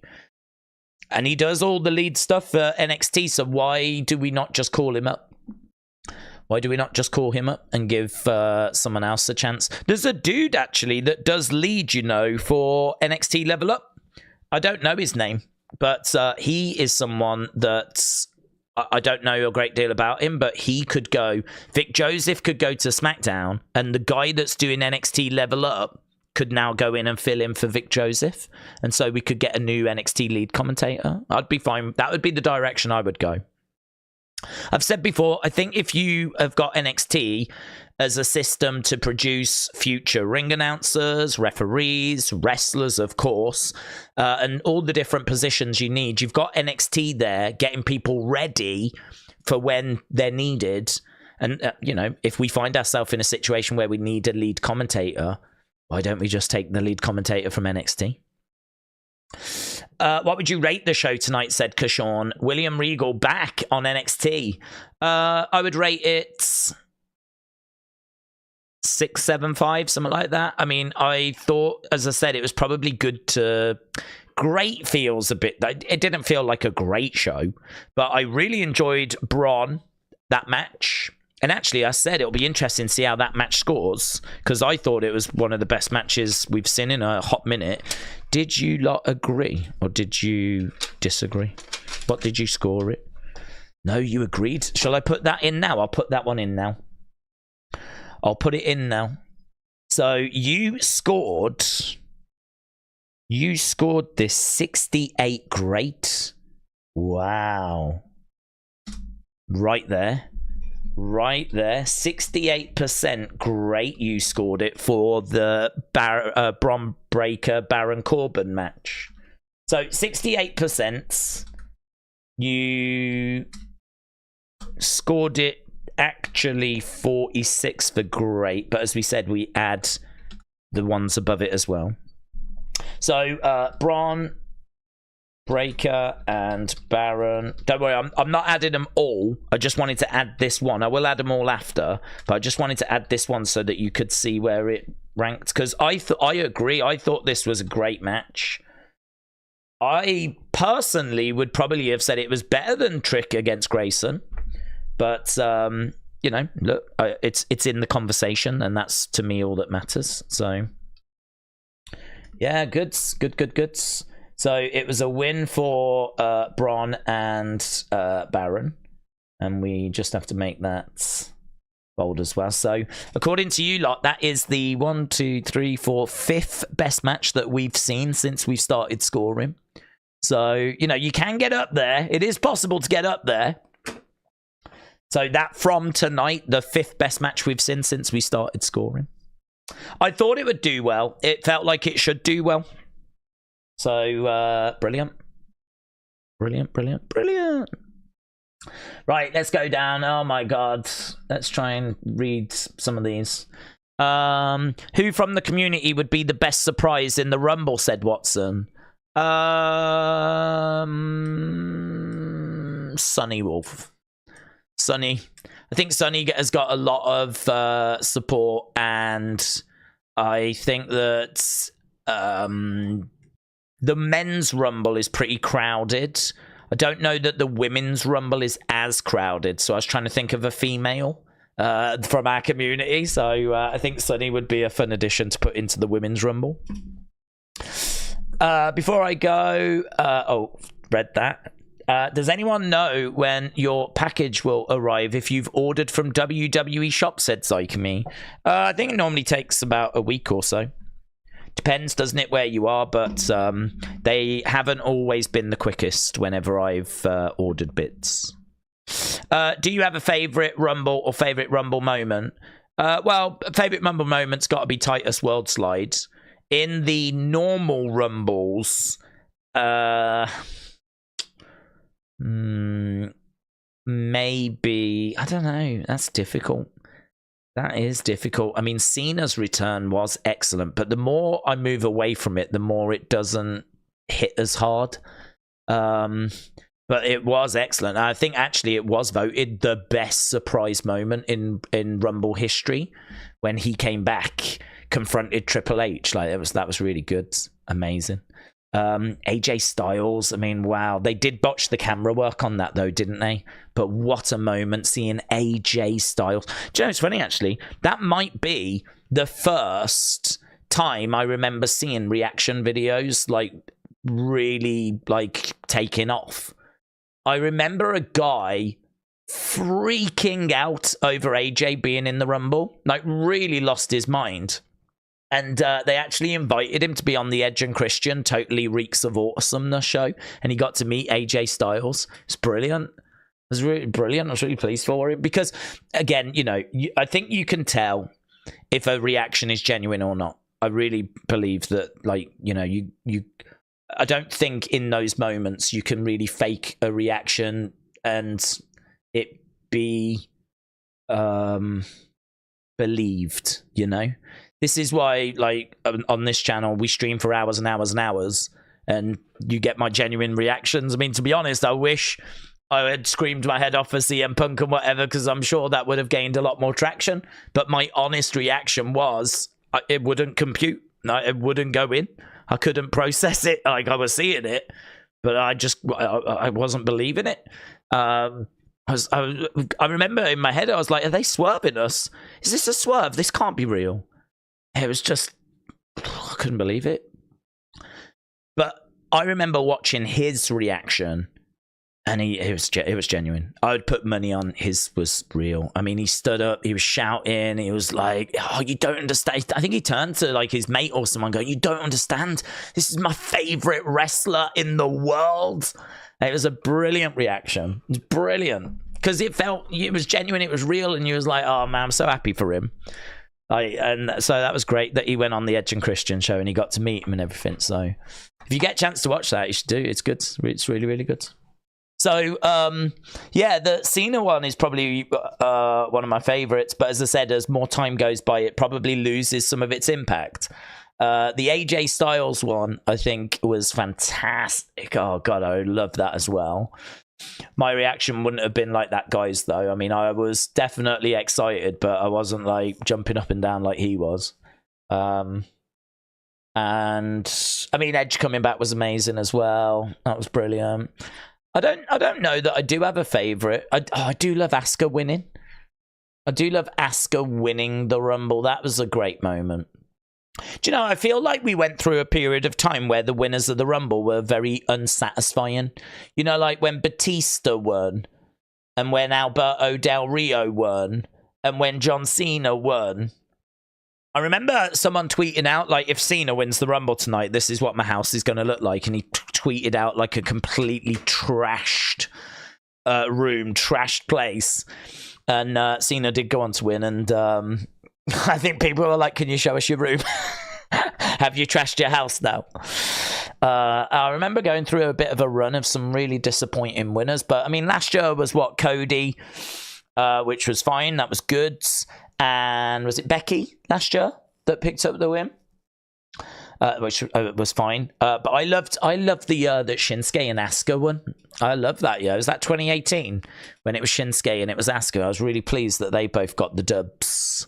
So I'm hoping that we get a couple of... If it's CM Punk and Bayley, I'll be pleased.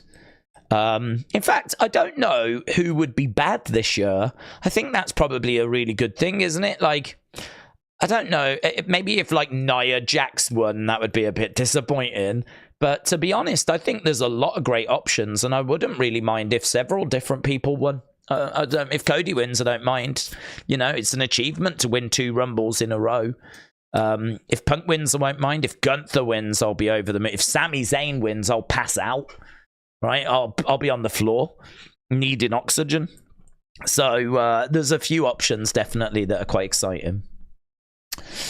Are you still doing the LOL videos? Said Drew's News. Yes, but not this week. So I spoke about this the other day. Love them. That will never change. And I've still got 13 that have been made and edited and haven't been uploaded, but 4 of the old ones got hit with like copyright strikes. They weren't copyright strikes in that it affects the channel. The channel's fine. It was copyright strikes as in this can't be shown anymore.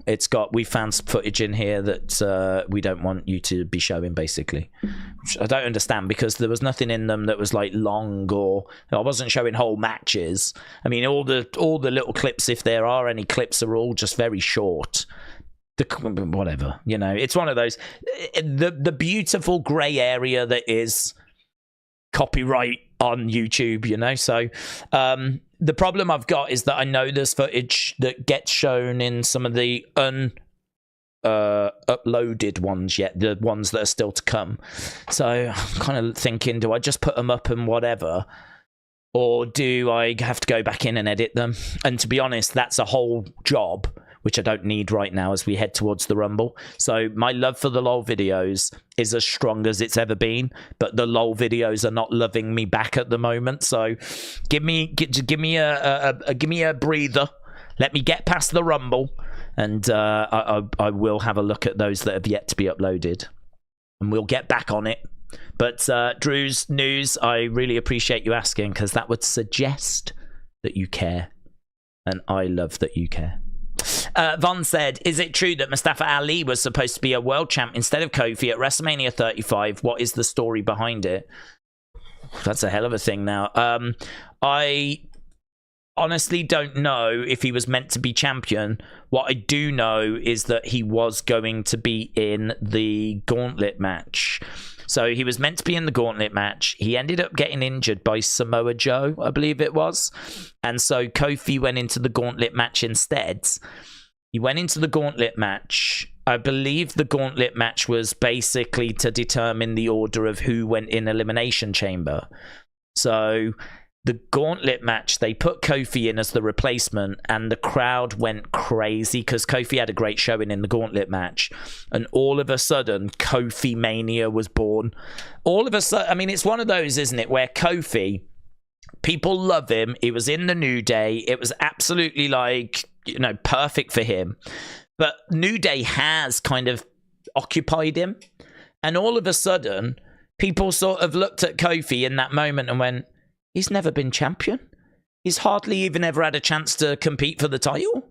And now here he is as a late replacement and with an opportunity to become champion. I want Kofi to win this. And like, I think collectively everyone thought that. And all of a sudden, like, you know, the crowd got behind him. Kofi Mania was born. He goes into the chamber. He's get down to just him and Daniel Bryan. He loses and he's gutted, and the New Day come out to, like, you know, console him, and he's on the steps and everyone in the crowd is gutted. And of course it leads to WrestleMania, and of course it leads to Kofi getting his hand raised. I don't know. I genuinely don't know if Mustafa Ali was penciled in to actually go on to win the title from Daniel Bryan. There's maybe a chance that he would, because Daniel Bryan, I think, would want to drop it to someone that he deemed worthy. Daniel Bryan is the same person that wanted to work with Drew Gulak when Gulak wasn't really doing anything, because he saw how great of a wrestler he was. And so he wanted to, you know, use him and work with him.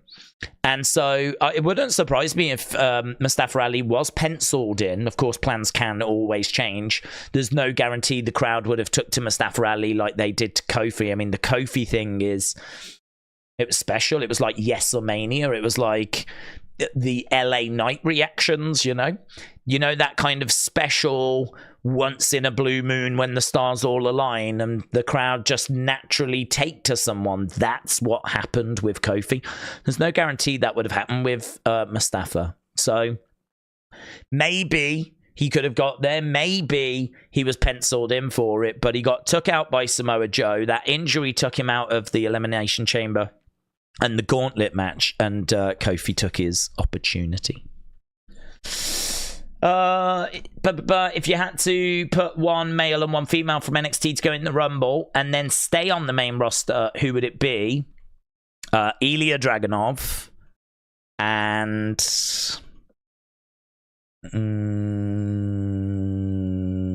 JC Jane. Ilya Dragunov and JC Jane. I think JC's in a really interesting position because I don't really know what we're doing with her right now. I don't know if we're trying to explore her being a face at the moment. I don't really know, but I think that she's fairly well-rounded with her character. I think her being like this strong heel that just is no nonsense, you know, the way that she turned on Gigi, the way that she not only threw her into the door but then delivered that kick after. I mean, it was nasty. It's one of the, I mean, to be honest, it's like NXT's version of the barbershop when Sean turned on Marty. When JC turned on Gigi, it was shocking. And I think that those two as a team were excellent. I think them as Toxic Attraction didn't work for me at first, but I think they really grew into the role. And I think they really found their feet. You've got to remember, those two have been in NXT for quite a while now. I mean, Toxic Attraction was 2.0, NXT 2.0. So JC and Gigi have been there for quite a while. I think that JC, I don't know what we're doing with her. I don't see what she's improving at the moment, other than we're just sort of using her to help Thea and maybe exploring a bit of a face side. But I don't think JC needs a face side. I think that she was excellent as a heel. I think she's ready. I think her matches are fine. I think her promos are okay. I don't think there's really really any great promos down in NXT in that women's division. I think they've all got varying degrees of, you know, ability. I think JC ticks the box, certainly good enough to go to the main roster. I wouldn't pull the trigger on Lyra. I think she's in the middle of a run. I think Roxanne's exploring being a heel and being more focused, and I think it's working for her. I thought her promo was like one of the best I've seen from her today. So that edge that she's developed, I want to see more of that. So I think that's going to work for her. Obviously, Cora's out the picture at the moment. Kiana hasn't had a run with the belt yet. I know JC hasn't, but at least JC's been used in big profile matches with Toxic Attraction. and then in her feud with Gigi. Kiana's still sort of lacking that at the moment. Gigi, it's difficult because I think JC was more successful as a heel than Gigi was as a face. I think Gigi still has not quite cracked the face thing yet. I think there's something missing. JC feels like she's fine as a heel to me. She could go to the main roster. She could lead. She could be the leader of like a group of women that you know, like cause trouble. She could be like a Damage Control, leader of a Damage Control on Raw. She could do that in my mind. Gigi, I don't know. I don't know that she's quite ready to go up and be a babyface. With Triple H's booking and creative, maybe she could. Maybe she could. But those, you know, those names that we're talking about, that's the top end of the card. Those are the names that you would expect to go up at some point, you know, sooner rather than later. Your Roxannes, your Coras, your Lyras, your Gigi's, your Jace's, your maybe your Kianas. I don't know if she just needs that little bit more. I think the one that's really interesting, as I said earlier, is Blair Davenport, because she don't need to learn nothing about wrestling. She's wrestled all over the world. She's a very accomplished wrestler. Her character, her entrance, her theming, I think is quite strong. Her backstage promos are okay. The one thing I just haven't seen from her is her with a live mic standing in the middle of the ring. So that's the bit I'm not sure about. I'd like to see that. But actually, you know, they clearly see something from her because they had her win that Iron Survivor Challenge. She competed for the title. Thought the match was pretty good. Thought the match was fine. Wrestling-wise, you know, she was Bea Priestley on the indie scene. She's competed all over the world. Competed in Japan. Learned in Japan. So I think she's definitely got plenty that she can bring to the table. But there are, I think with all the women, questions still. I don't know that there is that Asuka, you know, that Asuka that you go, yeah, she's ready. Yeah, she needs to go up. I don't know that there is that woman in NXT. There's just a lot that are at the top end that you could pull the trigger on if you wanted to. Carmelo will be the NXT surprise, said Tom, for the men's. I think Fallon or Tiffany or Nikita or Blair for the women. The Stalker storyline is good, but maybe it shouldn't happen every week, said A. Jobson. Does Saxton work main event? I think he does, yes.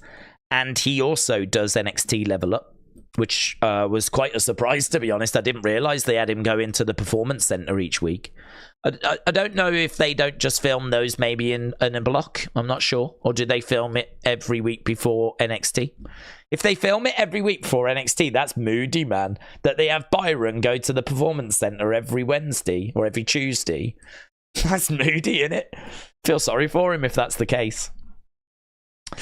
They could have created Mustafa Ali being jealous of Kofi, taking his elimination. I think didn't they? Didn't they do that story where he confronted Kofi and said that, how Kofi had took his opportunity? I feel like I saw that.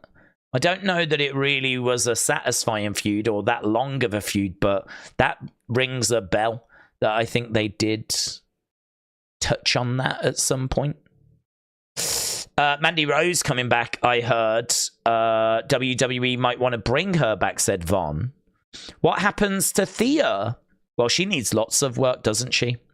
She's young. I mean, she is someone that you would think is going to need to, you know, she's got great energy.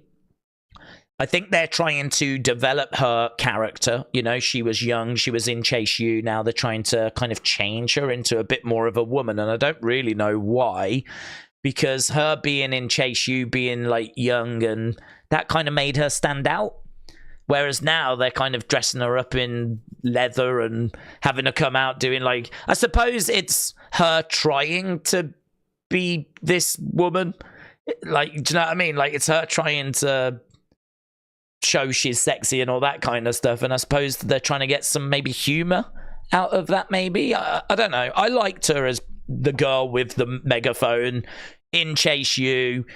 really like enthusiastic and energetic. I thought that really made her stand out. And we've sort of moved away from that, but she's got a lot of learning to do, hasn't she? I mean, live promos, even her matches are getting better all the time, but they're clearly not ready to put a belt on her and her be like, you know, on pay-per-views having like, you know, 4-star matches or anything. She's someone that I think is fine in the ring, tidy, can give you a match. You could put her out there next week and she'll have a match and she'll be fine. But we want to try and get them to the level where they're delivering premium live event quality when needed. And I don't think she's at that standard yet, so she'll be fine. She'll get there. As will, I'd imagine, most of these women. I would imagine that, you know, what we're seeing here is the women's division and what it'll look like on the main roster in about 5 years' time. So it's, you know, it's developmental, isn't it? It's not. I think sometimes that can be lost, maybe, and on me as well, you know. You can watch NXT and then go, well, they need this, they need that, they need this, they need that. But that's not a bad thing because this is developmental. This is them learning and filling in the gaps that they've got, you know. So I suppose the way to view it is constructive criticism. At no point are we saying they suck, they should be cut. That would not be constructive. What we're saying is, nah, they're good and they've got a bright future. But what we want to see them improve is that area or this area or a little bit more here or a little bit more there so that when they go to the main roster, they've got the tools that they need to tell the stories that they're going to tell.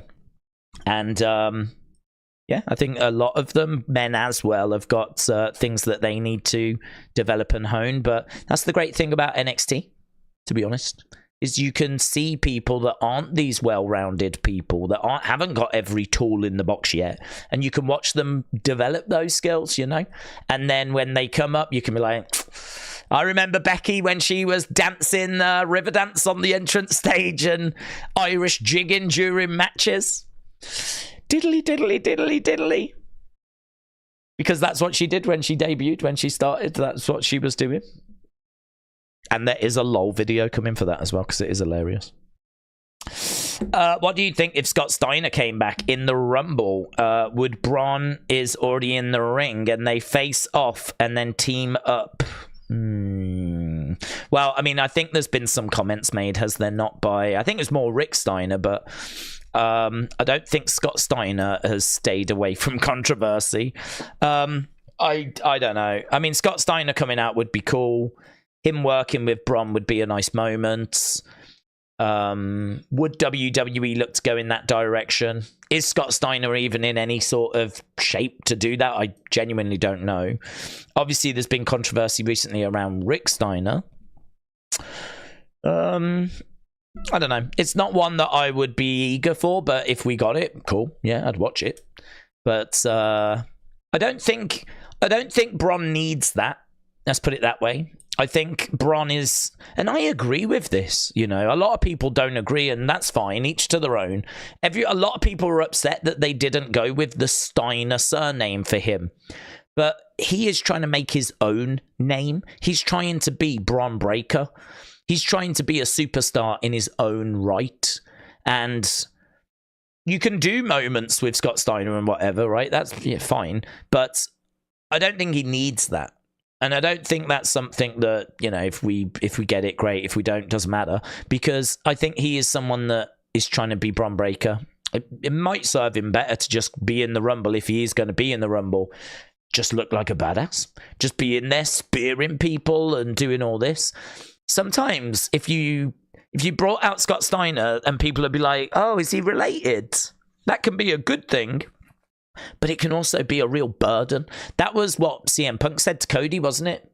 You know, Cody said, like, you know, I was a nepotism hire. Basically, I'm here because of my dad. And you didn't look at that, my last name. You didn't judge me that way. And CM Punk said, well, I saw the burden of that last name. Because it is true, a lot of people look at, like, Charlotte and go, oh, she's only where she is because of Ric Flair. It's like, come on, no. She's so athletic. She's been involved in some of the best women's matches we've seen in the last 10 years. I mean, Charlotte against Rhea was incredible from WrestleMania. Her match with Ronda at Survivor Series a few years ago was brilliant. Charlotte and Becky, their feud was brilliant. I think Charlotte and Sasha, actually, I remember them fighting in the crowd and that being a great match as well. So Charlotte has been involved in lots of great matches. She is not just here because Ric Flair is her dad, but that is the problem you have if your surname is Flair. Like, you are judged against your dad, as Cody was judged, by his dad as well. And, we had Dashing Cody Rhodes and we tried all that. And then he ended up trying to do something different with Stardust.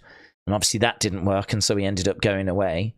And now he's back and he's trying to finish the story. And Dusty keeps getting brought up, whatever. But I agree with what CM Punk said. It's a blessing and a curse. Oh, it definitely opens doors for you. Of course it does. But you've got to walk through those doors. Just like Ava, Would Ava have made it to NXT if her dad wasn't The Rock? Probably not. But, if she's going to get anywhere, she's going to have to do the walking and the talking. She's going to have to put the work in. She's going to have to learn how to wrestle and put on great matches. She's going to have to learn how to cut great promos. She is fortunate that the door's been open for her. I don't disagree with that. But I can understand why Bron Breakker doesn't want to be around the Steiner name and why he wants to be Bron Breakker and why they want him to be his own guy. Because I think they see a superstar there, someone that they can get something out of that isn't just going to rely on like the family name. So, yeah, you could do it. I'm not down on the idea. You can definitely do it. But if they were to have him in there, I wouldn't be like, oh, I hope Scott Steiner comes out now. I'm fine with him just being Bron Breakker and messing people up. Von said, what is your opinion, man? We've gone so over. You'd think that we've had every conversation there is to have about wrestling, wouldn't you? You would think that we have boxed it off, man. With the Sunday stream, with the Raw stream, with the news that came out earlier, with the stream we've done today, with the Wrestling Escape Pod, you would think we would be out of talking points, but we're not. Right, we're going to stick around 5 more hours. 5 more hours and then we're done. A. Jobson said, what are your thoughts on The Rock working with TKO? Will he do what's best for business? Yes, I'm sure that they will keep him in line. He will contribute. He will be part of the board. He will bring ideas, as will other board members, and then they'll vote on things. So, he is going to be, I think, a good person to have on the board. He's younger. He's actually been a wrestler. I know Vince has, but that was very different. So, yeah, I think he's going to be a great addition. I think he's going to bring a different perspective and probably the perspective that's going to be closer to what we would want. But obviously, they're not. They do want to give us what we want, but because, of course, that will lead to more money. But they are also looking at what are the big opportunities that we can maximize. I don't think too many of us wanted them to take a deal with Saudi Arabia, but they did, and they're absolutely raking it in as a result, right? So, there's going to have to be decisions that actually might be a bit uncomfortable for The Rock. If WWE continue to work with Saudi Arabia, if they continue to not give wrestlers health care, then some of this could be quite awkward for The Rock, could it not? You're on the board of directors, but the wrestlers don't have healthcare, and it's still, what's that situation about? You're on the board of directors, and you've just extended your contract with Saudi Arabia. Are you not worried about the human rights? So it's going to be tricky, I think, for him in one regard, because he may face those kinds of questions. In the other regard, for us, I think he's going to bring a different perspective to that board of directors. How much he's going to influence stuff and how much it's going to result in us getting more of the things we want, I don't know. He is just a voice amongst many voices at that level, but I don't view it as a bad thing. I can't find really any negatives to say about it in regards to The Rock joining that board. Imagine if The Rock became Netflix champion. They did Whiny Ali, said John, and it was boring. Do you know, I don't quite remember it. I sort of remember it happened, but if someone must go, oh, can you tell me that whole, you know, that situation? I'd be like, no, I can't really remember. I'd have to go back and revisit it. NXT doesn't do a lot of romance storylines, but if they do them well, said A. Jobson. Ismail said, Rick's the one that's in trouble, not Scott. Von said, what's your opinion on Cody having to wait months after Mania to finish his story? Don't mind. I don't mind. I think, as I keep saying this, premium live events will only ever be as big as you make them. So if you think WrestleMania is the only place where these kinds of stories can happen, well, then that's the only place they can happen, right? But if you think that anything should be able to happen at any of the premium live events, and you go out your way to make those shows bigger and make those shows mean more, which is what I would want. I don't want WrestleMania to happen, and then we're like, right, well, see you in a year, because there ain't going to be nothing that happens at these other shows that's going to be worth watching. Like, I don't know about you, but I want every premium live event to feel like I should have to watch it. I want every premium live event to feel special. I want that feeling of, oh my God, yes, SummerSlam's coming up. Oh, it's going to be insane. Oh my God, Money in the Bank. Can you imagine? Oh my God, do you remember last year? Survivor Series, CM Punk came back. Oh my God, Saudi Arabia. Even though we might not love what they're doing over there, we certainly love the fact that we've had this moment, that moment, this moment, that moment. The only way you do that is by giving those shows moments, big moments, WrestleMania moments. And I don't mind it. I really don't mind it. I don't mind Cody finishing his story at SummerSlam. I don't mind Roman at Saudi Arabia. I really, really don't mind it. I want every premium live event to feel like WrestleMania. I want every premium live event to feel exciting. The excitement we're feeling for the Rumble this weekend. I want that in February. I want that in March. I want that in April. I want that in May. I want that in June. I want that in July. I want to feel that all year. I don't want to feel like, oh yeah, the card doesn't look very good on Fastlane. Yeah, you know, if you're around, jump in. If not, you know, it doesn't matter. This is one you could probably skip. I don't want that. I want good stuff, big stuff every month. So yeah, if he finishes at WrestleMania, that'd probably be the perfect place. But if not, SummerSlam. I have no problem with SummerSlam whatsoever. No problem at all. Do you think Sasha is going to return at the Rumble? I don't. I think she is AEW bound. And I know that her song went on Spotify and people got excited. But Andrew Zarian, who is a reporter and has got a few things right in the past, he says it's done. Her to AEW is done. I've got the tweet, actually, because, again, this is buried, hidden amongst a sea of bits and bobs. But this was Aaron that tweeted this out. And Aaron, appreciate it. Here is the tweet. So you can see here that Aaron said, looks like she's signed. So Andrew Zarian. So this person, AEW, just a man-child's vanity project. So clearly not a fan of AEW.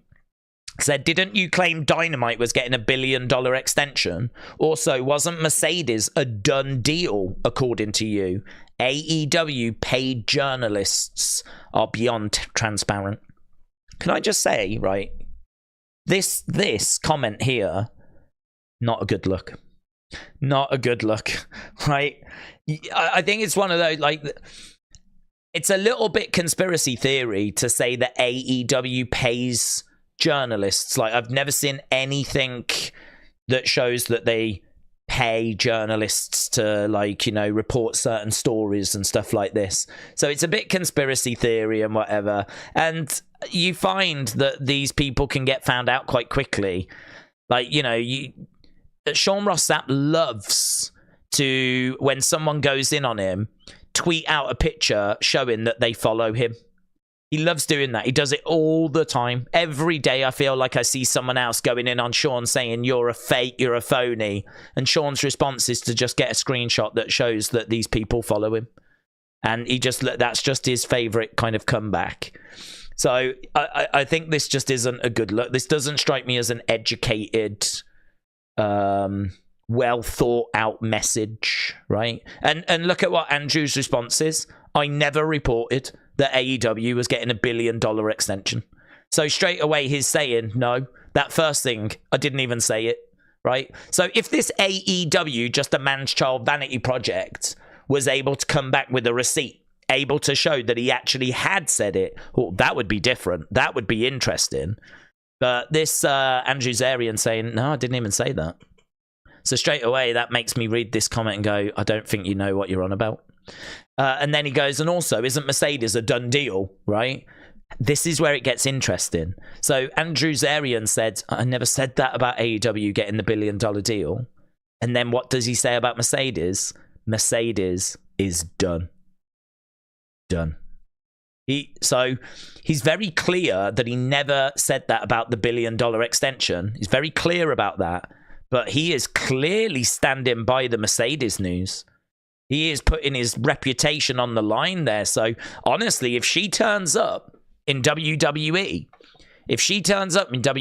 after he has stood by very publicly now, very publicly stood by the fact that Mercedes is going to AEW, that is going to really reflect badly on him. That is going to really reflect badly. So there's no hiding from that now. That for him to type that, that's either brave, stupid, or he's confident. It's got to mean something because he's quite a big name when it comes to like the journalists, wrestling journalists. So for him to tweet that out, as we said, it's got to mean something. He's got to have heard something. For him to put his reputation on the line like that and say it's done, she's done, she's signed. Yeah, he's got to know something. He's got to. I can't believe he does. I can't believe that you would risk your reputation like that. Put yourself in that situation. If I put myself in that situation and someone says that exact same thing to me, I thought you reported this, I thought you reported that, right? You know, if I wasn't sure about the Mercedes news, say, you know, things had changed, my response would be, listen, Mercedes is up in the air, plans change, right? I'd have to say that if I didn't know. There's no way I could say she's done, she's signed. I couldn't do that if I didn't know it. I couldn't do that. I'd be putting my reputation on the line. The repercussions would be horrific. Because your reputation means a lot. If you are a journalist who just keeps reporting bad news, fake news, you're done. No one's going to come to you. You're done. You're dead. Dead in the water. Game over. Done. So you can't run that risk. You can't do that. You can't do that. You might get away with it at first, but if you keep coming up with fake news, keep coming up with fake stuff, people will soon learn that you are not a reliable source and they won't come to you. People do not like being conned, right? They don't like it. If I was to say to you lot, guys, I spoke to Mercedes, she is going to Impact, right? And I said this, and I kept saying this on the streams, and then you lot went around saying, no, my source has said that she's going to Impact, right? If then that turned out to be a lie, you would be rightfully livid with me, right? I would understand you not watching the streams and not trusting anything else I ever said, right? And not watching the videos, and I would be dead to you, right? And I would understand why. I would understand why. Because you've embarrassed yourself. I've embarrassed you by you going around saying, no, this is happening. I've got it from a very reliable source. And you've gone around and told your friends, and well, it's not happened, so now you look like an idiot. In turn, I look like an idiot. We all look like idiots. So nothing good comes out of this. So for him to come out and say it's done, I do look at that and go, well, he must know something. He must do. You must do. You can't put your reputation on the line like that if you've not heard something. So I'm thinking, judging on that, I'm thinking she's, you know, and what's the alternative? The alternative is that there's a song on Spotify, right? So if I've got to choose between, do I trust a song going up on Spotify, or do I trust what Andrew Zarian is saying there, where he's being very clear? I'm certainly looking in that direction more than I am at Spotify. So I'm thinking no. I'm thinking she's not going to be in the Rumble, but we'll see. You know, again, people said that CM Punk wouldn't be at Survivor Series, and even though we've had that conversation many times, ultimately he still was. So we will see if Andrew Zarian's been swerved, but I got to tell you, if she shows up at the Rumble, I would not want to be him, because there's enough people that have seen that message where he would have a very uncomfortable weekend. Let's put it that way. Right, we're done. We're going to have to draw a line under it there, my friends, because we could continue just talking for the rest of the evening, but I don't think you want that. And I'm also going to go and grab something to eat. So what a day, what a busy day, what a crazy day. In the world of WWE. Yeah, I mean, wow. Didn't expect it. I'm sure you didn't. I didn't. Didn't expect to wake up to news of I thought they'd keep it going for a while, to be honest. I mean, this is probably good for Tony. At least he knows that they're not going to Warner Brothers Discovery. So, I thought they might try and keep that kind of like uncertainty around, but they've come out, they've made the announcement. We know that we've got 12 months now of where Raw's going to be, and in 12 months time we know where it's going. They're obviously going to bang and shout about it the closer we get to it, but it's far enough away where it's not really a thing right now, but obviously it's something that's going to be on the horizon. And yeah, I suppose this unfolding story just continues to unfold as we continue to watch the developments of this new company and the different strategies they're employing and the different directions that we're going in. And it's provided a lot of content up until this point, and I've no doubt it's going to provide a hell of a lot more. As we said, if nothing else, that first show on Netflix is going to be unmissable. So I know where I'll be next January. And hopefully we'll have a good 12 months from WWE before we even get to that point. But yeah, big thank you to everyone that joined us again tonight. It's, again, never lost on me. I talk and talk and talk and talk and talk, and very grateful that there's at least a few people out there that are willing to listen and ask questions and engage in conversation. So it is very much appreciated. Again, if you've not left a like on the Rumble stream, then do that, because I think we were coming up to about 70, which is amazing. Could you imagine if we've got over 100 likes before we even start the stream? That'd be insane, wouldn't it? That'd be brilliant. 10% done already. We always try to get to 1,000. We might have 10% done by the time we even get there. So if you've not left a like, leave a like on that Rumble stream. I want to make sure we're definitely up to date with the super chats. We have been having trouble with super chats. We saw this yesterday. There was a super chat from Cynthia, and she was very kind in her donation, but it did not show on this list. So I am a little bit worried that super chats have been coming in, showing on screen, and then just vanishing. And so when I go back to go through them, they just aren't there. So I'm a bit worried there's a gremlin in the system here. So the list I've got, I hope it is all of them. But yeah, Mitchell, appreciate it. Michael, appreciate it. Kappa, Owens, shout out to you. Defcon Prime, shout out to you. Aaron, shout out to you as well. Charles and Cameron. Kappa said, thanks, a well thought out top 4. Kappa, shout out to you.